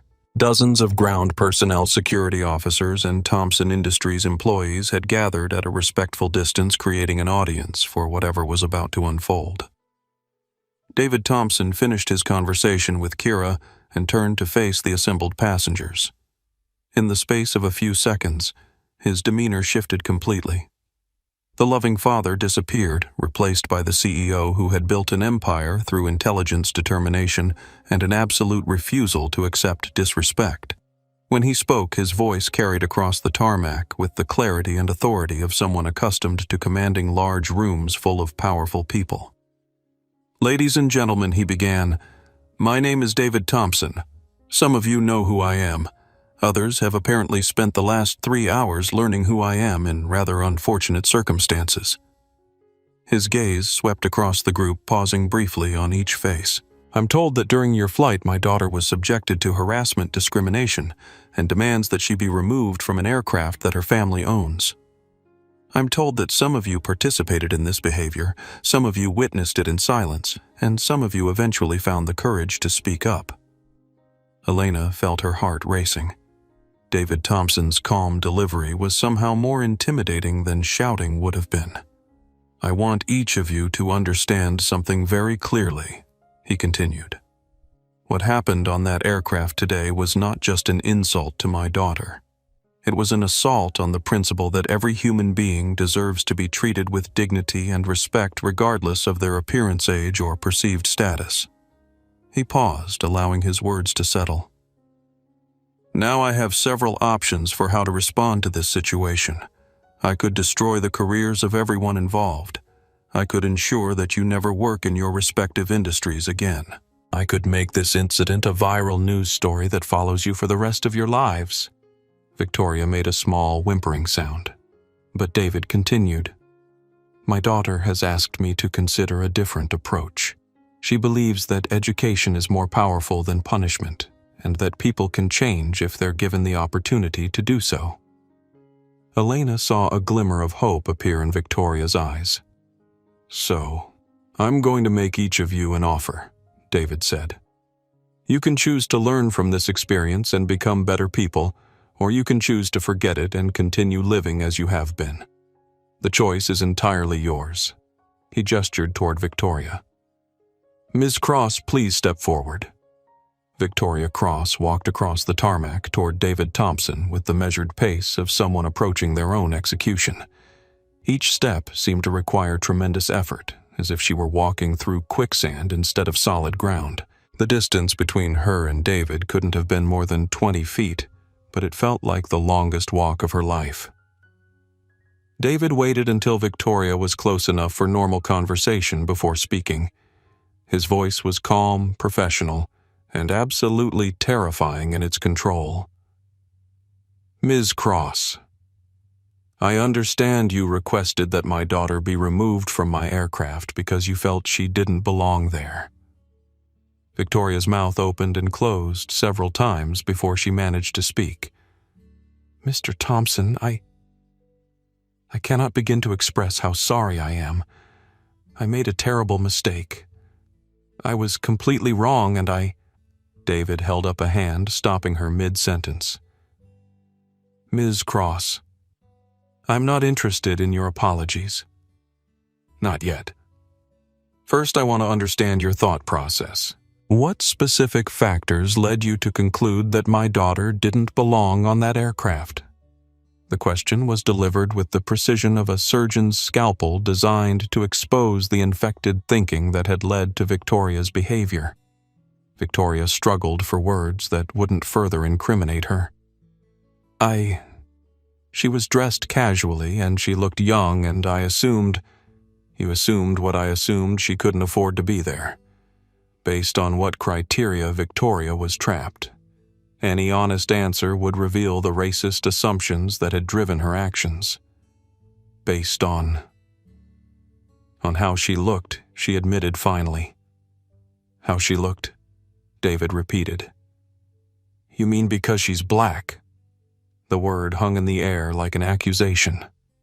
Victoria flinched as if she'd been struck. "I don't think of myself as a racist," she said desperately. "Ms. Cross, what you think about yourself is irrelevant. What matters is how you behave. And your behavior today was textbook racial profiling." Elena, watching from the edge of the group, was struck by David's methodical approach. He wasn't shouting or making emotional appeals. He was taking apart Victoria's worldview with the precision of an engineer solving a technical problem. You saw a young black woman in casual clothing, David continued, and you immediately assumed she was out of place. You demanded her removal without knowing anything about her background, her qualifications, or her right to be there. You made that assumption based purely on visual prejudice. Victoria was crying openly now, but David showed no signs of softening his approach. Furthermore, he said you escalated the situation by suggesting she was involved in corporate espionage by demanding that the flight crew treat her as a security threat and by rallying other passengers to support your position. You weaponized your perceived authority to attack someone you viewed as powerless. Each point was delivered with devastating accuracy. Victoria had no defense because there was no defense. The irony, David said, is that you were preparing to pitch my company while attacking my daughter. You were so focused on who you thought deserved respect that you completely missed who actually commanded it. Mark Stevens, who had been standing in horrified silence throughout this exchange, finally found his voice. "Mr. Thompson, sir, if I could just explain." "Mr. Stevens," David said without turning toward him, "your role in this situation is equally problematic. You witnessed harassment and chose to remain silent because you were more concerned about business implications than moral obligations. We'll discuss your behavior in a moment." Mark's face went ashen. David returned his attention to Victoria. "Ms. Cross, I want you to understand the full scope of what you've done today. You didn't just insult my daughter. You revealed a pattern of thinking that suggests you've been treating people this way for years. How many others have suffered your assumptions? How many careers have you damaged? How many dreams have you crushed because you decided someone didn't look like they belonged?" The questions were rhetorical, but they hit Victoria like physical blows. For the first time in her life, she was being forced to confront the cumulative impact of her prejudices. "I never thought about it that way," she whispered. "That's exactly the problem," David replied. "You never thought about it. You operated on autopilot, making assumptions and wielding power without considering the human cost." Elena noticed that, despite the harshness of his words, David's tone remained professional. He wasn't trying to humiliate Victoria. He was trying to educate her. The distinction was subtle but important. "Now," David said, "let me explain the consequences of your actions." Victoria braced herself for the blow. "Your firm's contract with Thompson Industries is terminated effective immediately. That includes the $15 billion deal you were here to pitch, as well as any future business relationships." Mark Stevens made a sound like a punctured balloon. "Additionally," David continued, "I will be contacting every major aerospace company, defense contractor, and government agency that my company works with. I will inform them of this incident and recommend that they evaluate their own relationships with Meridian Capital." Victoria's knees buckled slightly. The financial implications were staggering. Meridian Capital would likely be bankrupted by the loss of business David Thompson could orchestrate with a few phone calls. Finally, David said, "I will be documenting this incident and sharing it with industry publications as a case study in corporate discrimination. Your name and your firm's name will be attached to that story." The professional death sentence was now complete. Victoria's career wasn't just over. It was about to become a cautionary tale for an entire industry. But then David surprised everyone. "However," he said, "my daughter has convinced me that destruction isn't always the best teacher. She believes that people can change and that education is more powerful than punishment." Victoria looked up with desperate hope. "So I'm going to give you a choice," David continued. "You can accept these consequences and fade into well-deserved obscurity. Or you can choose to become a better person." What does that mean?" Victoria asked. "It means you can use this experience as a catalyst for genuine change. You can educate yourself about unconscious bias and structural inequality. You can volunteer with organizations that fight discrimination. You can become someone who speaks up when others are being mistreated instead of someone who perpetrates that mistreatment. David paused, studying Victoria's face. If you choose that path, if you demonstrate genuine commitment to change over the next year, I will consider modifying some of these consequences. Not eliminating them. Actions have costs, but potentially reducing them. Elena was amazed by the offer. David Thompson was providing a path to redemption for someone who had attacked his family. It was an act of grace that spoke to both his character and his daughter's influence.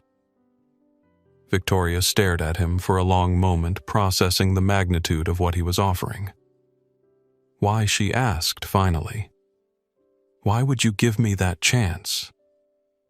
David glanced toward Kira, who had been watching the exchange with quiet intensity. Because my daughter reminded me that the goal isn't to destroy people who make mistakes. The goal is to create a world where those mistakes happen less frequently. He extended his hand toward Victoria. The question is, are you willing to do the work? Victoria stared at the offered handshake, a gesture of potential reconciliation from a man whose daughter she had tried to humiliate. Slowly, hesitantly, she reached out and grasped his hand. The handshake was firm but brief, a contract rather than a friendship. I'll do the work, Victoria said quietly. I promise I'll do the work. David nodded once, then turned to address Mark Stevens. Mr. Stevens, your situation is somewhat different. You didn't initiate the harassment, but you enabled it through your silence. You chose career advancement over moral clarity. Mark's face was pale as paper. Mr. Thompson, You have 2 weeks to find new employment, David said curtly. I will not be destroying your career, but I will also not be supporting it. You'll need to find your path forward without my assistance. It was a measured response, severe but not devastating. Mark nodded mutely, understanding that he was being shown more mercy than he probably deserved. David then turned to address the remaining passengers. Mr. Rivera, Miss Blake, Mr. Martinez, Miss Rodriguez, he said. I want to thank you for eventually finding the courage to speak up for my daughter. Your voices made a difference even if they came later than they should have. Carlos Rivera stepped forward. Mr. Thompson, I should have spoken up sooner. I was thinking about business implications instead of human decency. Yes, you were, David agreed. But you recognized your mistake and corrected it. That's what growth looks like. Susan Blake raised her hand hesitantly. Mr. Thompson, I want to do more than just apologize. I want to learn from this. Is there something concrete I can do? David smiled, the first truly warm expression he'd shown since his reunion with Kira. Miss Blake, if you're serious about that offer, I'll have my assistant contact you. We have several initiatives focused on combating discrimination in professional settings. Your experience today could be valuable in designing more effective interventions. Elena was struck by how David was transforming a moment of crisis into an opportunity for change. He wasn't just addressing the immediate problem, he was building a coalition to prevent future problems. Ladies and gentlemen, David said, addressing the entire group, what happened today was ugly, but it doesn't have to be meaningless. You can choose to forget this experience and return to your lives unchanged. Or you can choose to become better people because of it. He gestured toward his aircraft. Kira and I are leaving now.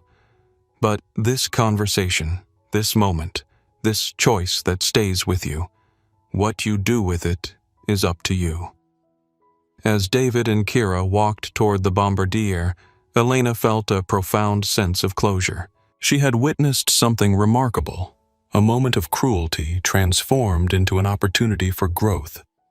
A pattern of discrimination challenged by voices that had found their courage, and a father's love channeled into a force for positive change. But she also knew that the real test would come in the days and weeks ahead. Would Victoria Cross follow through on her promise to change? Would the other passengers remember this moment when they encountered similar situations in the future? Only time would tell whether this flight had truly changed anyone's heart, or merely changed their behavior for a few hours in the spotlight. As David Thompson and Kira walked toward the Bombardier Global 8000, the assembled crowd on the tarmac began to disperse. But Elena noticed that several people were lingering as if reluctant to let the moment end. The confrontation had been so unexpected, so different from what anyone had anticipated, that it seemed to demand further processing. Tommy Martinez approached Elena as she gathered her flight materials. "Miss Rodriguez," he said, "I want to thank you for letting me record those interviews earlier. I think they captured something important." Elena nodded. "What will you do with them?" "Share them with my youth organization, like I mentioned. But I want to be careful about how they're used. This isn't about viral content or public shaming. It's about education. I think Miss Thompson would appreciate that distinction." Elena watched as Victoria Cross stood alone near the terminal building staring at her phone. Mark Stevens had disappeared, presumably to begin the unpleasant task of explaining the day's events to their firm's partners. But Victoria remained seemingly unable to process what had just occurred. Carlos Rivera approached Victoria hesitantly. Elena couldn't hear their conversation from where she stood, but she could see Carlos speaking earnestly while Victoria listened and nodded. After several minutes, Carlos handed Victoria what appeared to be a business card before walking away. Elena found herself curious about this interaction. Carlos had been one of the few passengers to speak up for Kira during the flight, and his willingness to reach out to Victoria now suggested a genuine commitment to the redemptive vision David Thompson had articulated. Susan Blake approached Elena as she finished her post-flight documentation. "Miss Rodriguez, Susan said I need to ask you something. Do you really think people can change? I mean, really change, not just modify their behavior to avoid consequences?" Elena considered the question carefully. "I think people can change when they're forced to confront the cost of their current behavior. The question is whether they want to do the work." The work, Susan repeated. Mr. Thompson used that phrase too. What does that actually look like? Honest self-examination. Education. Putting yourself in uncomfortable situations where you have to question your assumptions. Most people aren't willing to do it because it's painful and it doesn't offer immediate rewards. Susan nodded thoughtfully. "I've been thinking about my own behavior today. I pride myself on supporting social justice causes, but when injustice happened right in front of me, I froze. I was more concerned about maintaining social harmony than standing up for what's right. What will you do differently next time? Speak up immediately.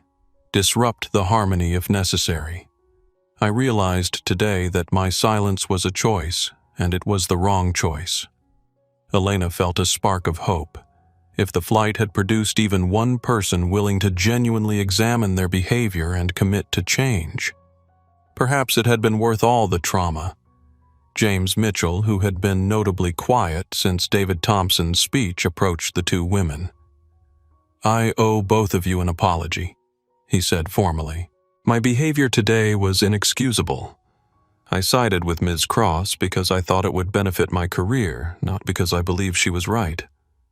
Elena studied his face, trying to determine whether his remorse was genuine or strategic. "What changed your mind?" she asked, watching Miss Thompson's grace under pressure, seeing how she handled herself with dignity while being attacked. "It made me realize that real strength isn't about having power over others. It's about maintaining your principles when others are trying to break you." His words had the ring of sincerity, but Elena had learned to be cautious about deathbed conversions. People often discovered their moral clarity when the consequences of their choices became clear. Mr. Mitchell, Susan Blake said, "If you're serious about learning from this experience, I'd like to invite you to attend a workshop on unconscious bias that my foundation sponsors. It might help you understand the thinking patterns that led to your decision to support Ms. Cross." James looked surprised by the offer. "You'd do that?" "Even after especially because you made that mistake," Susan replied. Redemption isn't about perfection. It's about choosing to be better. Elena was struck by how quickly Susan Blake had absorbed David Thompson's message about education over punishment. The woman was already translating her experience into concrete action. Across the tarmac, Victoria Cross was still standing alone, still staring at her phone. Elena made a decision and walked over to her. "Miss Cross," Elena said gently, "are you all right?" Victoria looked up with red-rimmed eyes. "I don't know how to process what just happened. I expected to be destroyed. I deserved to be destroyed, but instead you were offered a chance to become better. Why? Why would he do that after what I did to his daughter?" Elena thought about David Thompson's measured response, his calm professionalism in the face of an attack on his family, because he understands something that most people don't. Elena said, "Revenge feels good in the moment, but it doesn't solve problems. It just creates new ones. If he had destroyed you publicly, you would have become a victim in your own mind. You would have blamed him for your downfall instead of taking responsibility for your choices." Victoria was quiet for a long moment. "What if I can't change?" she asked finally. "What if this is just who I am?" "Then you'll have to live with that choice." "But Ms. Cross, the fact that you're asking the question suggests you're already starting to change." Elena's phone buzzed with a text message from the charter company's operations center, board of directors, requesting immediate conference call regarding incident. Media interest escalating rapidly. Elena sighed. The broader implications of the day's events were just beginning to unfold. By tomorrow morning, this story would likely be international news dissected and analyzed by pundits and social media influencers around the world. But Elena found herself less concerned about the media circus than about the individuals who had been present for the actual events. Would Victoria Cross follow through on her promise to do better? Would the other passengers remember this moment when they faced similar situations in the future? Would the lesson stick, or would it fade into just another anecdote about the time they were on a flight with difficult passengers? As Elena walked toward the terminal to file her incident report, she noticed that the Thompson family aircraft was still on the ground. Through its windows, she could see David and Kira in conversation, debriefing the day's events. Elena realized that for the Thompson family, this incident was probably just one of many occasions when they'd had to deal with discrimination. The difference was that this time, there had been witnesses and consequences. This time, the perpetrator had been forced to confront the full cost of their assumptions. Elena's phone rang. The caller ID showed her supervisor's number. "Elena, I need a full briefing on what happened during that flight. The CEO of the charter company is fielding calls from reporters, and we need to get ahead of this story." Elena took a deep breath and began walking toward the terminal. "It's a long story," she said, "and it doesn't have a simple ending." As she spoke, Elena could see Victoria Cross in the distance, finally walking away from the tarmac. The woman moved slowly, as if each step required conscious decision-making. She was no longer the confident corporate executive who had boarded the aircraft in New York. She was someone fundamentally changed, whether for better or worse remained to be seen.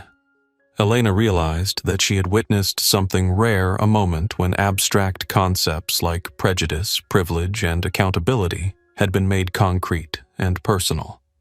Everyone involved would carry this experience forward, but what they did with it would determine whether the day had any lasting meaning. The real consequences were just beginning. 6 months later, Kira Thompson sat in her dorm room at NYU putting the finishing touches on a project that had consumed her thoughts since that confrontational flight to Los Angeles. Her small, single room was cluttered with sketches, draft manuscripts, and reference materials spread across every available surface. The leather-bound sketchbook from the flight sat open on her desk, its pages now filled with drawings that captured not just faces and expressions, but entire emotional landscapes. The graphic novel she'd been working on was unlike anything she'd created before. It wasn't a simple narrative of good versus evil, victim versus perpetrator. It was a complex exploration of how ordinary people could become complicit in patterns of discrimination and how those same people could choose to become agents of change. The title page read, Seat 3B Stories of Belonging. Kira's phone buzzed with a text from her father. Lunch today, I have updates on the Meridian situation. She smiled and texted back Cafe Luna at 1 p.m. Want to hear everything. David Thompson had been true to his word about monitoring the aftermath of the flight incident. He'd established what he privately called the Victoria Cross Index, a way of tracking whether the people involved in the incident were following through on their commitments to change. At noon, Kira gathered her materials and walked across campus to Cafe Luna, a small restaurant near Washington Square Park that had become their regular meeting spot.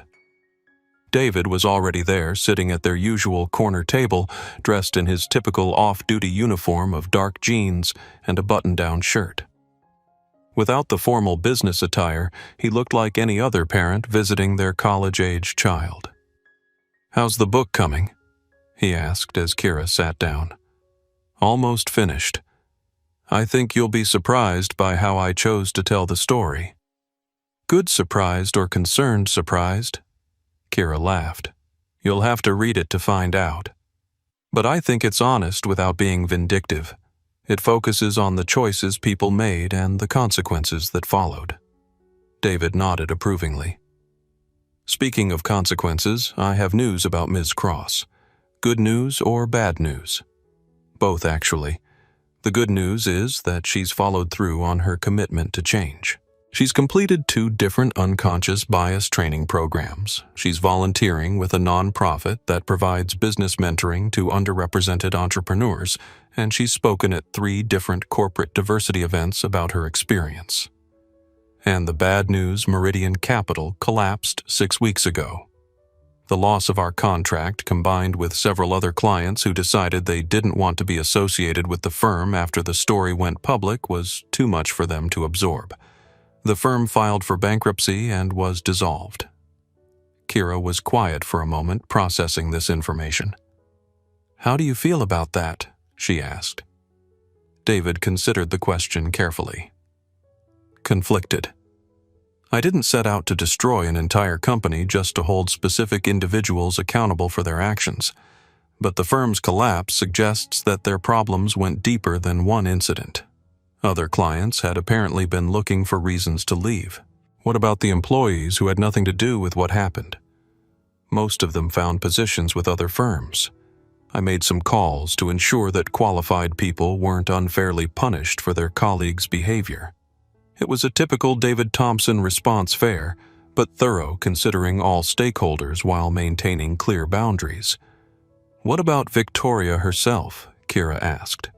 That's where the story gets more interesting.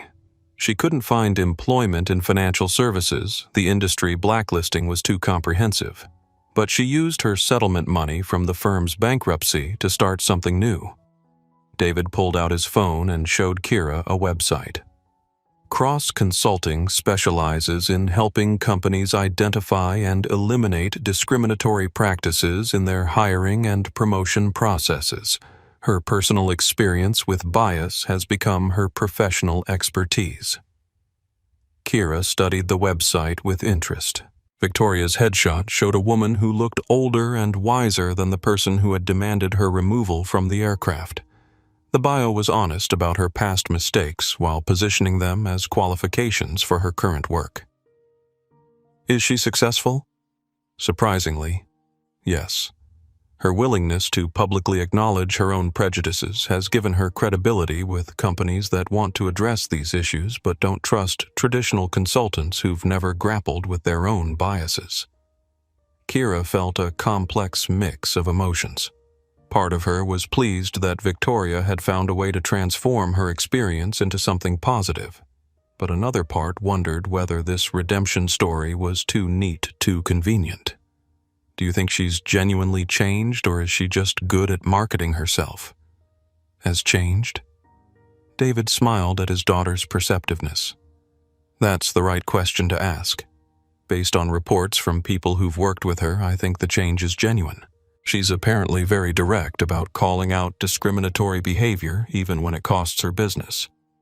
Has she tried to contact me? She sent a letter through my office about 3 months ago. I've been holding it, waiting to see if you wanted to read it. David pulled an envelope from his jacket pocket. Kira's name was written on the front in careful handwriting. Kira took the letter but didn't open it immediately. What about the others? The other passengers. Mark Stevens found a position with a smaller firm in Boston. He's apparently become something of an advocate for ethical business practices, though I suspect that's more about career rehabilitation than genuine conversion. David paused to take a sip of his coffee. James Mitchell has been more impressive. He joined Susan Blake's foundation and has been working on corporate bias initiatives. He's used his connections in the business world to push for policy changes that he probably would have opposed before the flight. And Susan herself. She's funding a research project on bystander intervention in professional settings. She's particularly interested in understanding why good people often stay silent when they witness discrimination. Kira nodded. What about Carlos Rivera? He's been in touch regularly. His company has implemented some of the most comprehensive anti-discrimination policies in the tech industry, and he credits our conversation with inspiring that work. And Tommy Martinez David's expression brightened. Tommy has been remarkable. He's used the video interviews from the flight to create training materials for his youth organization. More importantly, he's started a scholarship fund for students from underrepresented communities who want to pursue careers in aviation. Kira felt a warm sense of pride. Tommy's response had been the most authentic from the beginning, and it was gratifying to see him channeling that authenticity into concrete action. Elena Rodriguez has also been in touch, David continued. She's working with the charter company to develop new protocols for handling discrimination complaints on private flights. She wants to ensure that flight crews are empowered to intervene immediately when passengers are being harassed. Kira finally opened Victoria's letter. It was handwritten on simple stationery with no corporate letterhead or professional polish. The writing was personal and direct. Dear Kira, I know you have no obligation to read this letter and even less obligation to respond to it, but I needed to write it anyway, as much for myself as for you. I want you to know that not a day has passed since our flight that I haven't thought about my behavior and its impact on you. I've spent 6 months trying to understand how I became the kind of person who could treat another human being the way I treated you. The work has been painful but necessary. I've had to confront ugly truths about my assumptions, my privileges, and my willingness to use power against people I perceived as vulnerable. I've also had to confront the fact that you weren't my first victim. There have been others over the years, service workers, young employees, anyone I thought couldn't challenge my authority. I may never know the full extent of the damage I've caused, but I'm committed to ensuring it doesn't continue. My consulting business isn't penance or reputation management. It's the most honest work I've ever done because it forces me to stay conscious of the biases I'm trying to overcome. Every day I help other people recognize the same patterns I exhibited on that flight. I don't expect forgiveness. I don't expect absolution. But I want you to know that your grace under pressure taught me something about strength that I'd never understood before. You could have destroyed me with a phone call, but instead you chose to educate me. That choice changed my life. I hope your life has been filled with people who recognize your worth immediately without having to be taught. You deserve that. Everyone deserves that. With profound respect and gratitude. Victoria Cross. Kira read the letter twice before looking up at her father. What do you think? David asked. I think she means it. I think the change is real. Does that matter to you? Kira considered the question. It matters because it means the flight accomplished something beyond just making us feel vindicated. If Victoria has spent 6 months becoming a better person because of what happened, then maybe the whole ugly experience had value. David reached across the table and squeezed his daughter's hand. "I'm proud of you," he said. "Not just for how you handled yourself on that flight, but for how you've processed everything that came after. A lot of people would have used this situation to become bitter or cynical. You've used it to become wiser." Kira smiled. "I had a good teacher. You could have destroyed everyone involved, but instead you chose to create opportunities for growth. That taught me more about real power than any business lesson ever could. What will you do with the letter I think I'll write back? Not because I need to, but because dialogue is how change happens. If Victoria is genuinely trying to become better, then engaging with her might help that process." As they finished lunch and prepared to leave, David asked one final question. "Any regrets about how everything unfolded?" Kira thought for a moment. "Only one," she said. "I wish it hadn't been necessary. I wish we lived in a world where a 19-year-old black woman could sit quietly on a plane without having her presence questioned. But since we don't live in that world yet, I'm glad we used the situation to push things in the right direction." Walking back across campus, Kira felt a sense of completion. The graphic novel would be finished soon, and with it her processing of the flight incident. But the lessons learned and the relationships formed would continue to evolve. She pulled out her phone and began composing a response to Victoria's letter. It was time to close one chapter and begin writing the next. 1 year after the incident, David Thompson stood in his corner office on the 40th floor of Thompson Industries headquarters in Seattle, reviewing a comprehensive report on what his staff had privately dubbed the Cross Initiative.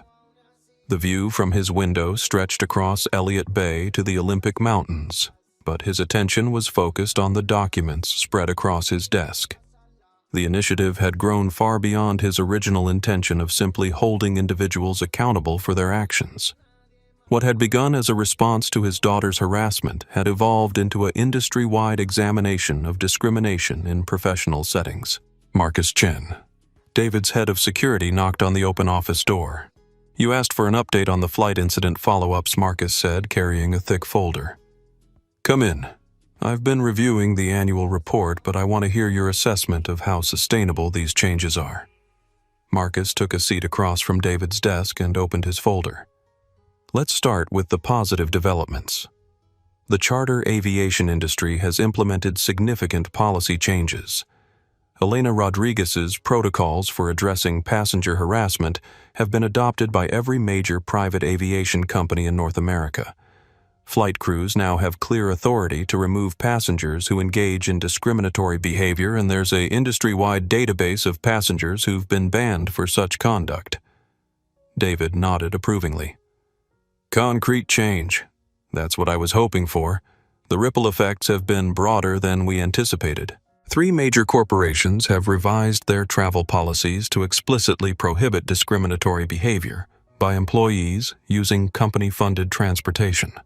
2 business schools have added case studies about the incident to their ethics curricula."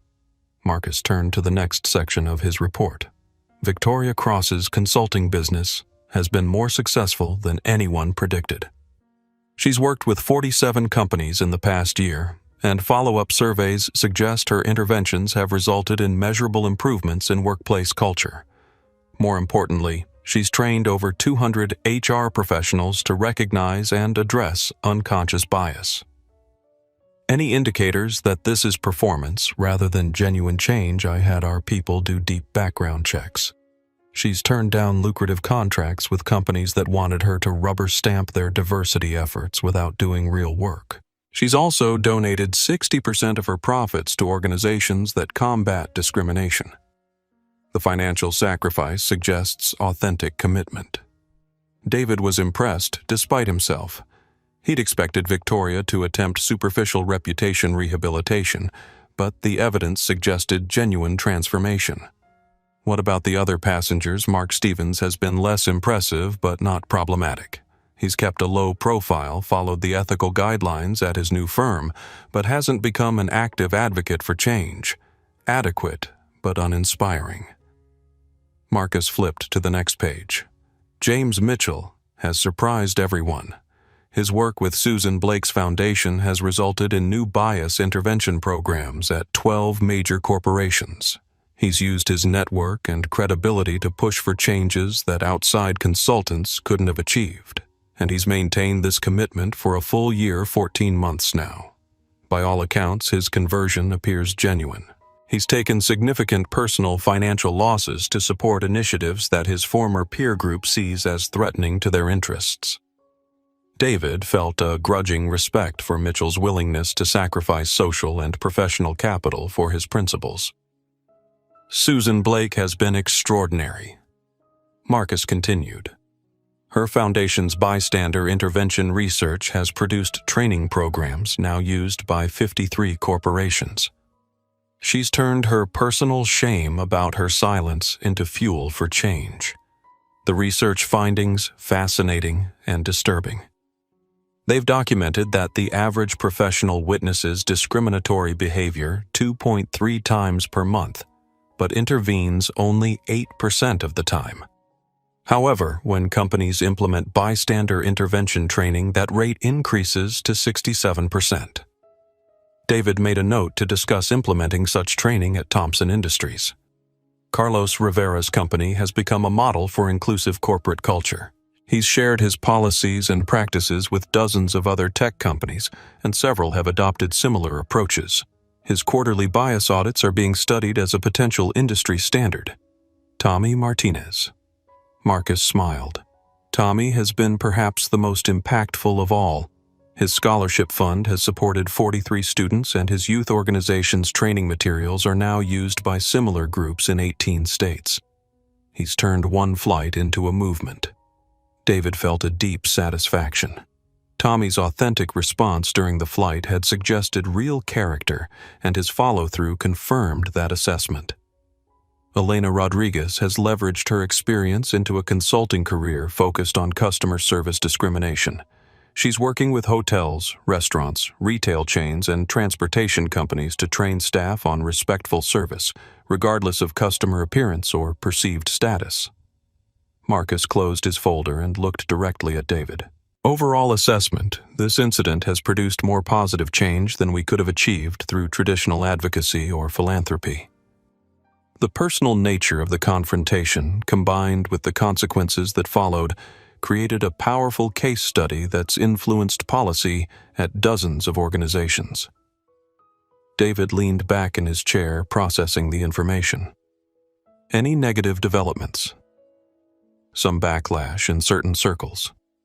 Victoria Cross has received death threats from people who see her as a traitor to her race and class. Tommy Martinez faced criticism in his community for making trouble instead of staying quiet. Elena Rodriguez lost some clients who didn't appreciate her willingness to call out discriminatory behavior, but they've all maintained their commitments despite the pressure. So far, yes, the personal cost of speaking up hasn't deterred any of them from continuing their work. David stood and walked to the window, looking out at the Seattle skyline. What about Kira? How has this affected her? Your daughter has processed this experience with remarkable maturity. Her graphic novel is being published by Norton next month, and early reviews suggest it will have significant cultural impact.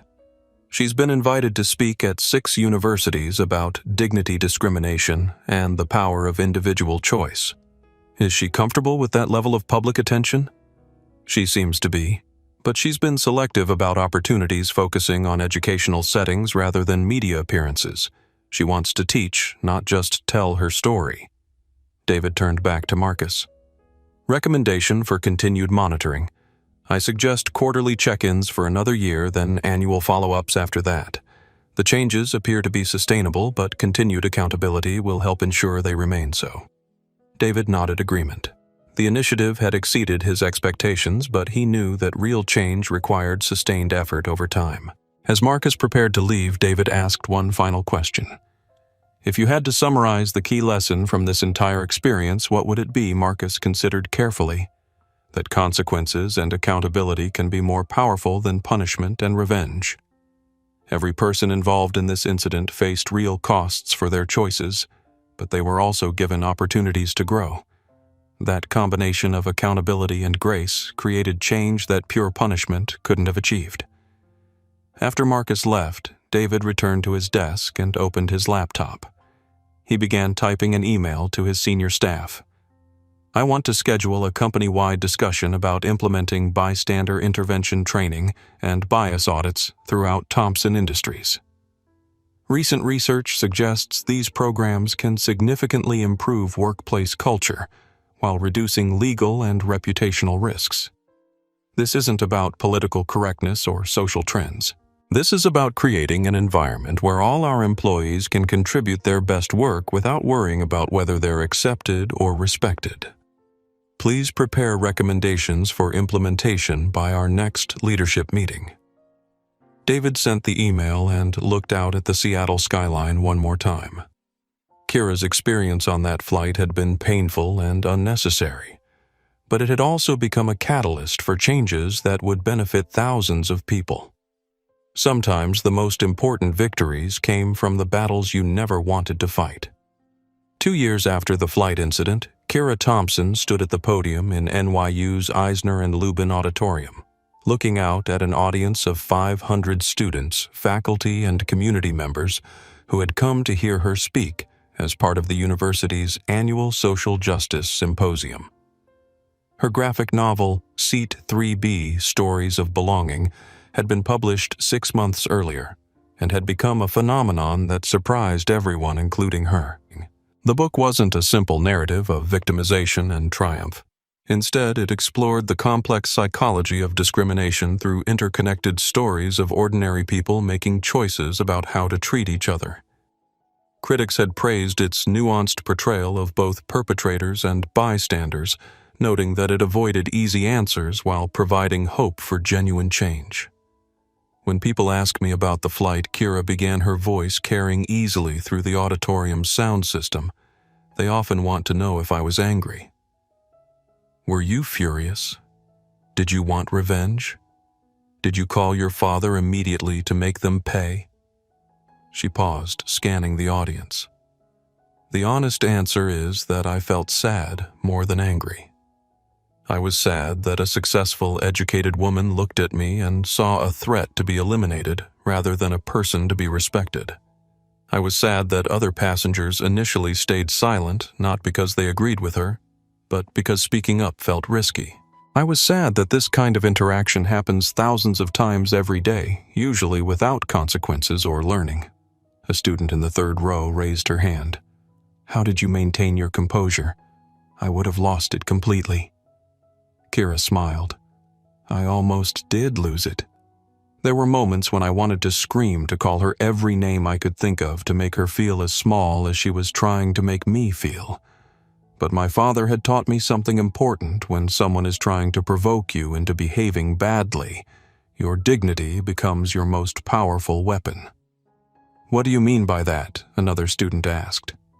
"Think about what would have happened if I had responded with anger and aggression. Victoria Cross could have pointed to my reaction as justification for her original assumptions. She could have said, 'See, I knew she didn't belong here. Look how she's acting.' My calm response forced her to confront her own behavior without any distractions." An older woman in the back raised her hand. "But doesn't that place an unfair burden on the victims of discrimination? Why should you have to be perfect when someone else is being horrible?" It was a question Kira had wrestled with extensively. "You're absolutely right that it's unfair," she replied. "Victims of discrimination shouldn't have to be superhuman to deserve respect. But I've learned that there's a difference between what should be true and what is true. In an ideal world, I could have responded however I wanted and still been treated with dignity. In the real world, my response affected how everyone else in that cabin understood the situation." She clicked to the next slide, which showed a page from her graphic novel depicting the moment when Tommy Martinez put down his phone and chose to speak rather than record. "The most important part of the story isn't how I handled being attacked. It's how other people chose to respond when they witnessed that attack. Some stayed silent, some eventually spoke up. and some became genuine allies. Those choices had nothing to do with me and everything to do with their own character. A faculty member in the middle section stood up. Your book has been praised for its portrayal of the passengers who initially remained silent. You show them as complex people rather than villains. Can you talk about that choice? Kira nodded. I spent a lot of time thinking about why good people sometimes fail to act when they witness injustice. I realized that most of them aren't motivated by malice. They're paralyzed by uncertainty, social conditioning, or fear of making things worse. She clicked to another slide showing a panel from her book where Susan Blake wrestles with her decision to stay quiet.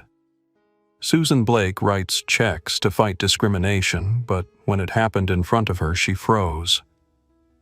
That doesn't make her evil. It makes her human. The question is what she did after recognizing her failure to act. And what did she do? She used her resources and influence to study why people like her stay silent, and then she created training programs to help others overcome that paralysis. She turned her failure into fuel for change. A young man near the front asked, "What about Victoria Cross? Do you really believe people can change that fundamentally?" Kira had been expecting this question. Victoria's transformation had been the most controversial aspect of her book's reception. "I've met with Victoria several times over the past year," Kira said. "I've seen her work, talked to people she's helped, observed how she handles situations where her old patterns might resurface. Based on that evidence, yes, I believe her change is genuine. But how can you be sure? I can't be absolutely certain. But I've learned that demanding absolute certainty is often an excuse for avoiding difficult decisions. The evidence suggests Victoria has genuinely confronted her biases and committed to doing better. Choosing to believe in that change while remaining vigilant seems more productive than permanent cynicism." An older gentleman in the faculty section raised his hand. "Miss Thompson, your father's response to this incident has been studied in business schools as an example of proportional accountability. Can you talk about his decision-making process?" Kira's expression softened when discussing her father. "My dad could have destroyed everyone involved. He had the power and arguably the justification, but he understood that destruction doesn't usually create learning. Instead, he imposed consequences that were meaningful but not permanent, and he created opportunities for people to prove they could do better." She clicked to a slide showing a timeline of changes that had resulted from the incident. 2 years later, we can measure the impact of his approach. The aviation industry has new policies protecting passengers from harassment. Dozens of corporations have implemented bias intervention training. Victoria Cross has helped 47 companies improve their workplace cultures. Tommy Martinez has created opportunities for 53 students who might not have had them otherwise. So you're saying revenge would have been less effective. I'm saying that revenge would have felt good in the moment, but wouldn't have prevented the next Victoria Cross from harassing the next young woman on the next flight. Accountability, combined with opportunities for redemption, created changes that will outlast all of us. During the question and answer session that followed, Kira was struck by how many audience members seemed hungry for practical guidance about confronting discrimination in their own lives. "What should I do if I witness harassment in my workplace?" one woman asked. "Start by documenting what you see, dates, times, witnesses, specific behaviors. Then follow your company's reporting procedures if they exist. If they don't exist or aren't effective, consider reaching out to external resources like the EEOC or relevant professional organizations. What if speaking up puts my job at risk? That's a legitimate concern and I won't minimize it. But I'll ask you this. What's the cost of staying silent, to the person being harassed, to your own integrity, to the workplace? Culture, you're implicitly accepting." A student raised her hand. "Do you think incidents like yours are becoming more common, or are they just getting more attention?" "Both," Kira replied.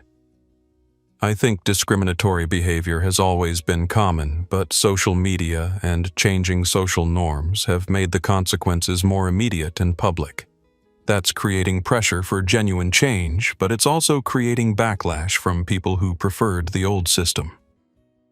As the formal presentation concluded, Kira reflected on how much her understanding of the incident had evolved. What had begun as a painful personal experience had become a lens for examining broader social dynamics and a catalyst for meaningful change. The real test, she knew, would be whether the lessons learned and structures created would survive beyond the immediate aftermath of the incident. Would the aviation industry maintain its new anti-harassment policies? Would the corporations that had implemented bias training continue those programs? Would the individuals who had committed to change maintain that commitment when public attention moved elsewhere? During the reception following her talk, Kira was approached by a young black woman who looked to be about her age. "Miss Thompson," the woman said, "I wanted to thank you for your book. I'm a first-year medical student, and last month I was questioned by a nurse who didn't believe I belonged in the hospital.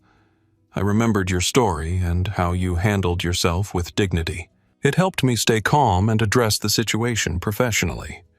What happened? I reported it to the attending physician, who had a conversation with the nurse.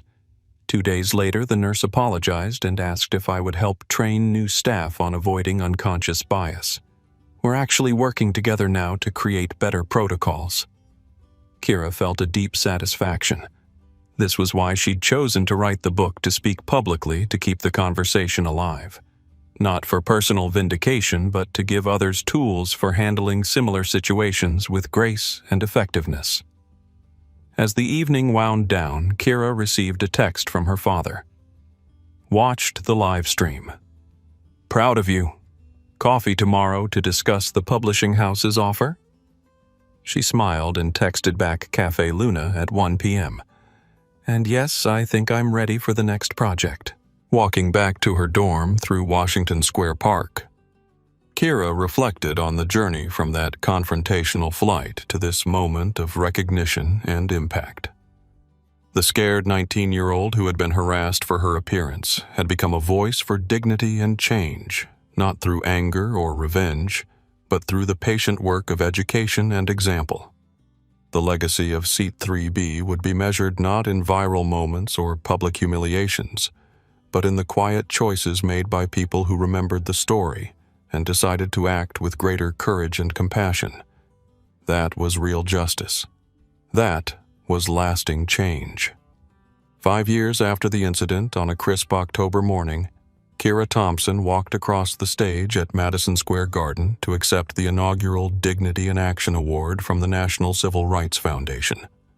The award recognized individuals who had transformed personal experiences with discrimination into catalysts for change. As she looked out at the audience of 3,000 advocates, educators, and community leaders, Kira spotted familiar faces in the third row. Victoria Cross sat next to Elena Rodriguez, both of them applauding with genuine warmth. Tommy Martinez was there with 5 of his scholarship recipients. Susan Blake and James Mitchell had flown in from different cities to attend. Even Carlos Rivera had arranged his schedule to be present. In the front row, David Thompson sat with tears in his eyes, watching his daughter receive recognition that validated everything he had taught her about dignity, strength, and the power of choosing grace over revenge. 5 years ago, Kira began her voice carrying clearly through the arena. I was a teenager on an airplane who was told I didn't belong. Today I stand here knowing that belonging isn't something others grant you, it's something you claim for yourself and extend to others. She paused, looking directly at Victoria Cross. This award isn't just mine. It belongs to everyone who chose to learn from that difficult day, who decided that moments of cruelty could become opportunities for growth, who proved that people really can change if they're willing to do the work. The audience rose in sustained applause, but Kira's attention was focused on the small group from the flight. They had become an unlikely family bound together not by the conflict that brought them together, but by their shared commitment to making sure it led somewhere meaningful. After the ceremony, as the group gathered for dinner at a small restaurant near the venue, Elena Rodriguez raised her glass. To seat 3B, she said simply, "And to all the seats that will be safer because of what we learned there." They drank to the memory of a moment that could have ended in bitterness, but instead became a beginning. The young woman who had been told she didn't belong had created space for others to belong. The system that had failed her had been reformed. The people who had failed each other had become better. Victoria Cross pulled Kira aside as the evening wound down. "I need you to know something," she said quietly. "Not a day goes by that I don't remember who I was on that flight. And not a day goes by that I don't choose to be someone different. Thank you for believing that was possible." Kira squeezed her hand. "Thank you for proving it was true." As they walked out into the New York night, Kira reflected that the most powerful victories weren't the ones that destroyed your enemies, but the ones that transformed them into allies. Real justice wasn't about punishment. It was about ensuring that everyone could sit in their seat with dignity, knowing they belonged not because of how they looked or what they wore, but simply because they were human. That was the legacy of Seat 3B.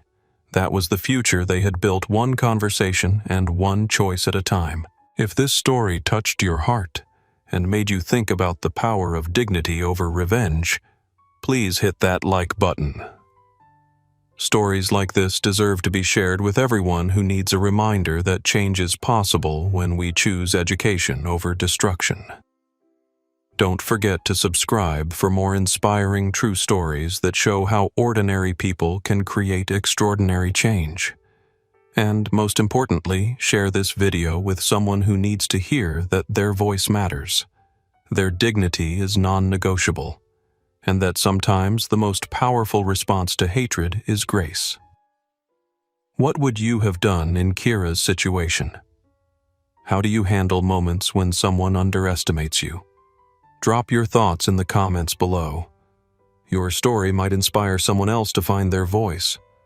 Remember, every time you speak up for someone who's being mistreated, every time you choose understanding over judgment, every time you believe that people can change, you're continuing the legacy of Seat 3B. You're proving that real justice isn't about revenge. It's about making sure no one has to fight for their basic dignity alone. Hit that notification bell so you never miss our stories of courage, redemption, and the power of human connection. Because the next story might be the one that changes everything for someone who really needs to hear it. Thank you for watching, and remember, you belong wherever you choose to put yourself. Never let anyone convince you otherwise. Нейтралки, все. Yes, похуй, ебал, нахуй этот чек вообще, похуй на него. Похуй на чек. Нахуй нам нужен. Это чек после того, как бензин, понял, да, выдали. Бля, едет. Едет. Едет.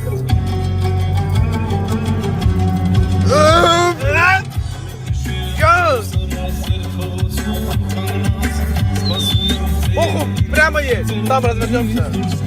Ебать, я конченый. Даже. Стабилизацию выключаем нахуй. Нахуй, хайп, а? Все, ушел.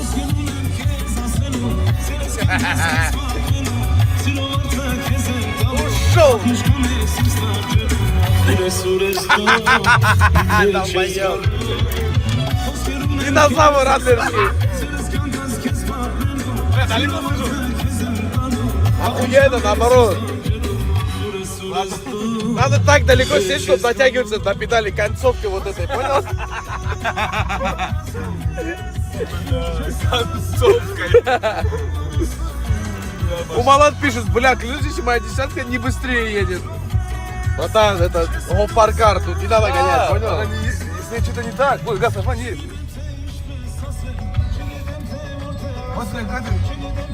Че, говорит, хули ты хочешь от этой машины? Остановись, брат, сбросим его.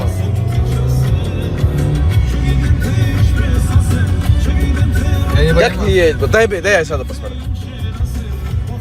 Посмотри. Вот, например, я сейчас еду, и вторую включил, да? Вот, да? Ничего не так. Вот третья. Вот газ держу. Ничего не так? Не знаю, долбоёб. А тормоз залип или У нет? вас есть крутилка, что ли? Да. Я тебе говорю, охуенная машина. Все есть. Как рулится, шма?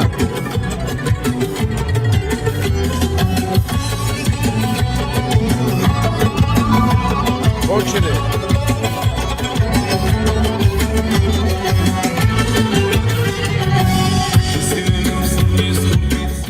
Морда быстрее, чем жопа едет. Понял? Ну, понятно, она впереди, блядь. Не, А, ты понял? не. Машина едет не вот так поворачивает, а вот... Как это, блядь? Мотором ныряет. Да, мотор ныряет. Дурак, у тебя мотор спереди, поэтому это не Porsche, братан. Я клянусь, я после Порше, для меня М-ка это ведро, понял? В смысле поворота. Мне такие вещи не говоришь. поворота. Нет, Раш, ты мне Не, я про повороты. такие вещи Не, не про говорил. руление. Не, братан, ты что хочешь говорить? Да? После Потом не Porsche- удивляйся, что М-ки у тебя ломаются. Да, после Порше ни одна машина не рулится, бля бы. Ни одна, нету. Логовод ебаный. Вот бетон, смотри, едет с нами. Да, блядь, Рушан, нормально Она трогайся, нормально брат. сделала. Да я не верю, Она блядь. едет? Ну давай еще раз.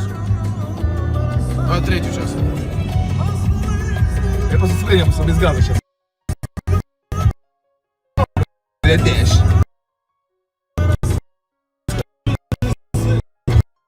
Тормоза как. Ух ты, ебать. Тормоза в порядке. Камера на 60. Да ты чё, брат? Ты чё? Выключи нахуй его. Надо! Нахуй надо, блядь. Треки перебивают наши, блядь. О, смотри, шма, навигейшн, смотри какой. А, ну нахуй. Да ну нахуй. Шма, надо сейчас Е60 походу взять. Шма где, да? Витое. Надо ты отвезти возьмёшь? кто-то, чтоб сделал, брат. А что делать? А кто будет делать? Сейчас звонок Юрию Волку, доедем, сделаю я. Даже- Функцию мячика проверим, подождите, пацаны.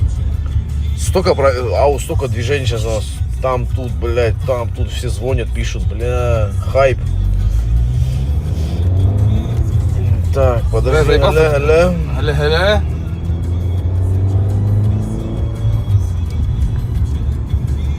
Функция мячика проверим. До Кеши не доедем? Ух, бля, нету! Ну да. Это тебе, Нету! брат, не, брат, это не та машина, понял уже. Почему? Не знаю, брат.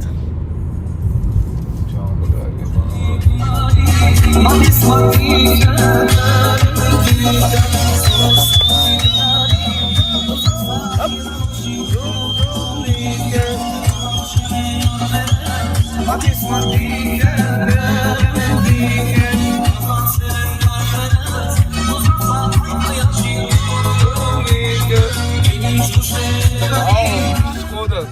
На розыгрыш Шкоду не берем, что ли, мы? Нет денег пока. А зачем нам деньги? Уф! Бэтбум не делает, что ли, нам, брат? Поэтому вот сделал, брат. Давай, едь!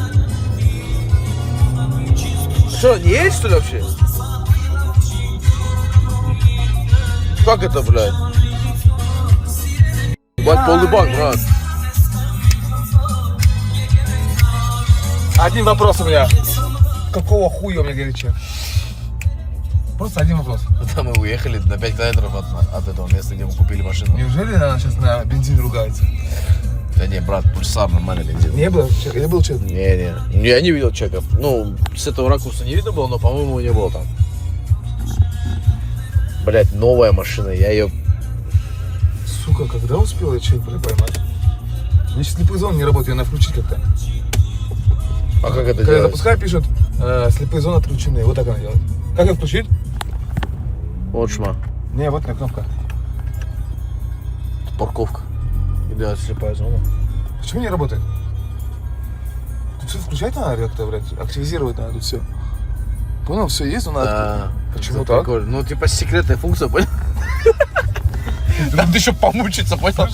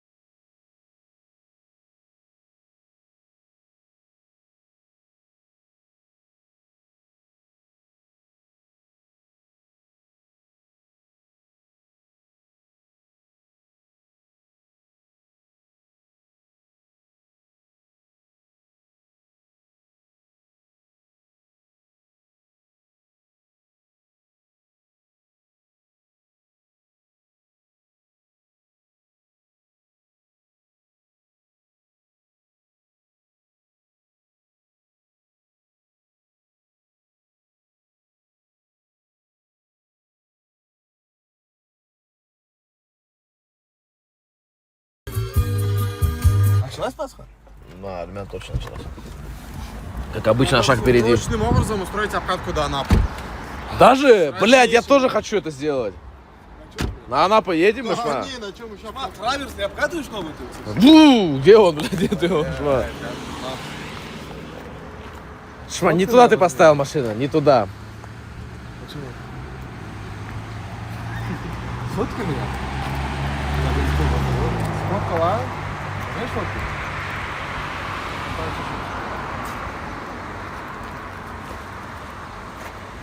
Блядь, гондон, смотри, мои диски поставил. О, CarPlay, блядский, ёбаный ствол. Фотка, Ну вон, братан, видишь? Скам. А, там 2 фотки получилось, не плачь. 3 даже, или 2. Бля, Веста Спорт это номера, конечно, пиздец, сильнейшие просто. Да, 60 не ставим, что ли? Поехали до Анапы, поехали. Да нет, блядь. На шестую вот так вот кидаешь, и все, вот так просто вот качество так валяешь на шестую. Да она не едет, блядь, проблема какая-то. А? Едет хоть? Чек горит, брат. Джон, Джон. Так изъехали. А что, в ошибку ушла и все, шма. Как эта машина заводится? Вот так. Все. Теперь запустили было машину, брат. Не горит. Опар. Какой трек, Сэм? Говори, я поставлю на эту фотку. А я откуда знаю? Нет. Какой надо трек? Вот так, и что у тебя, блядь, музыкальный? Это ёбаный. Не, нормально все. Какой? Какой тупой газ, блядь, что поняли, я спустил. Просылайте быстро. Что поняли, я вот и нажимаю. Обороты до сих пор стоят, блядь.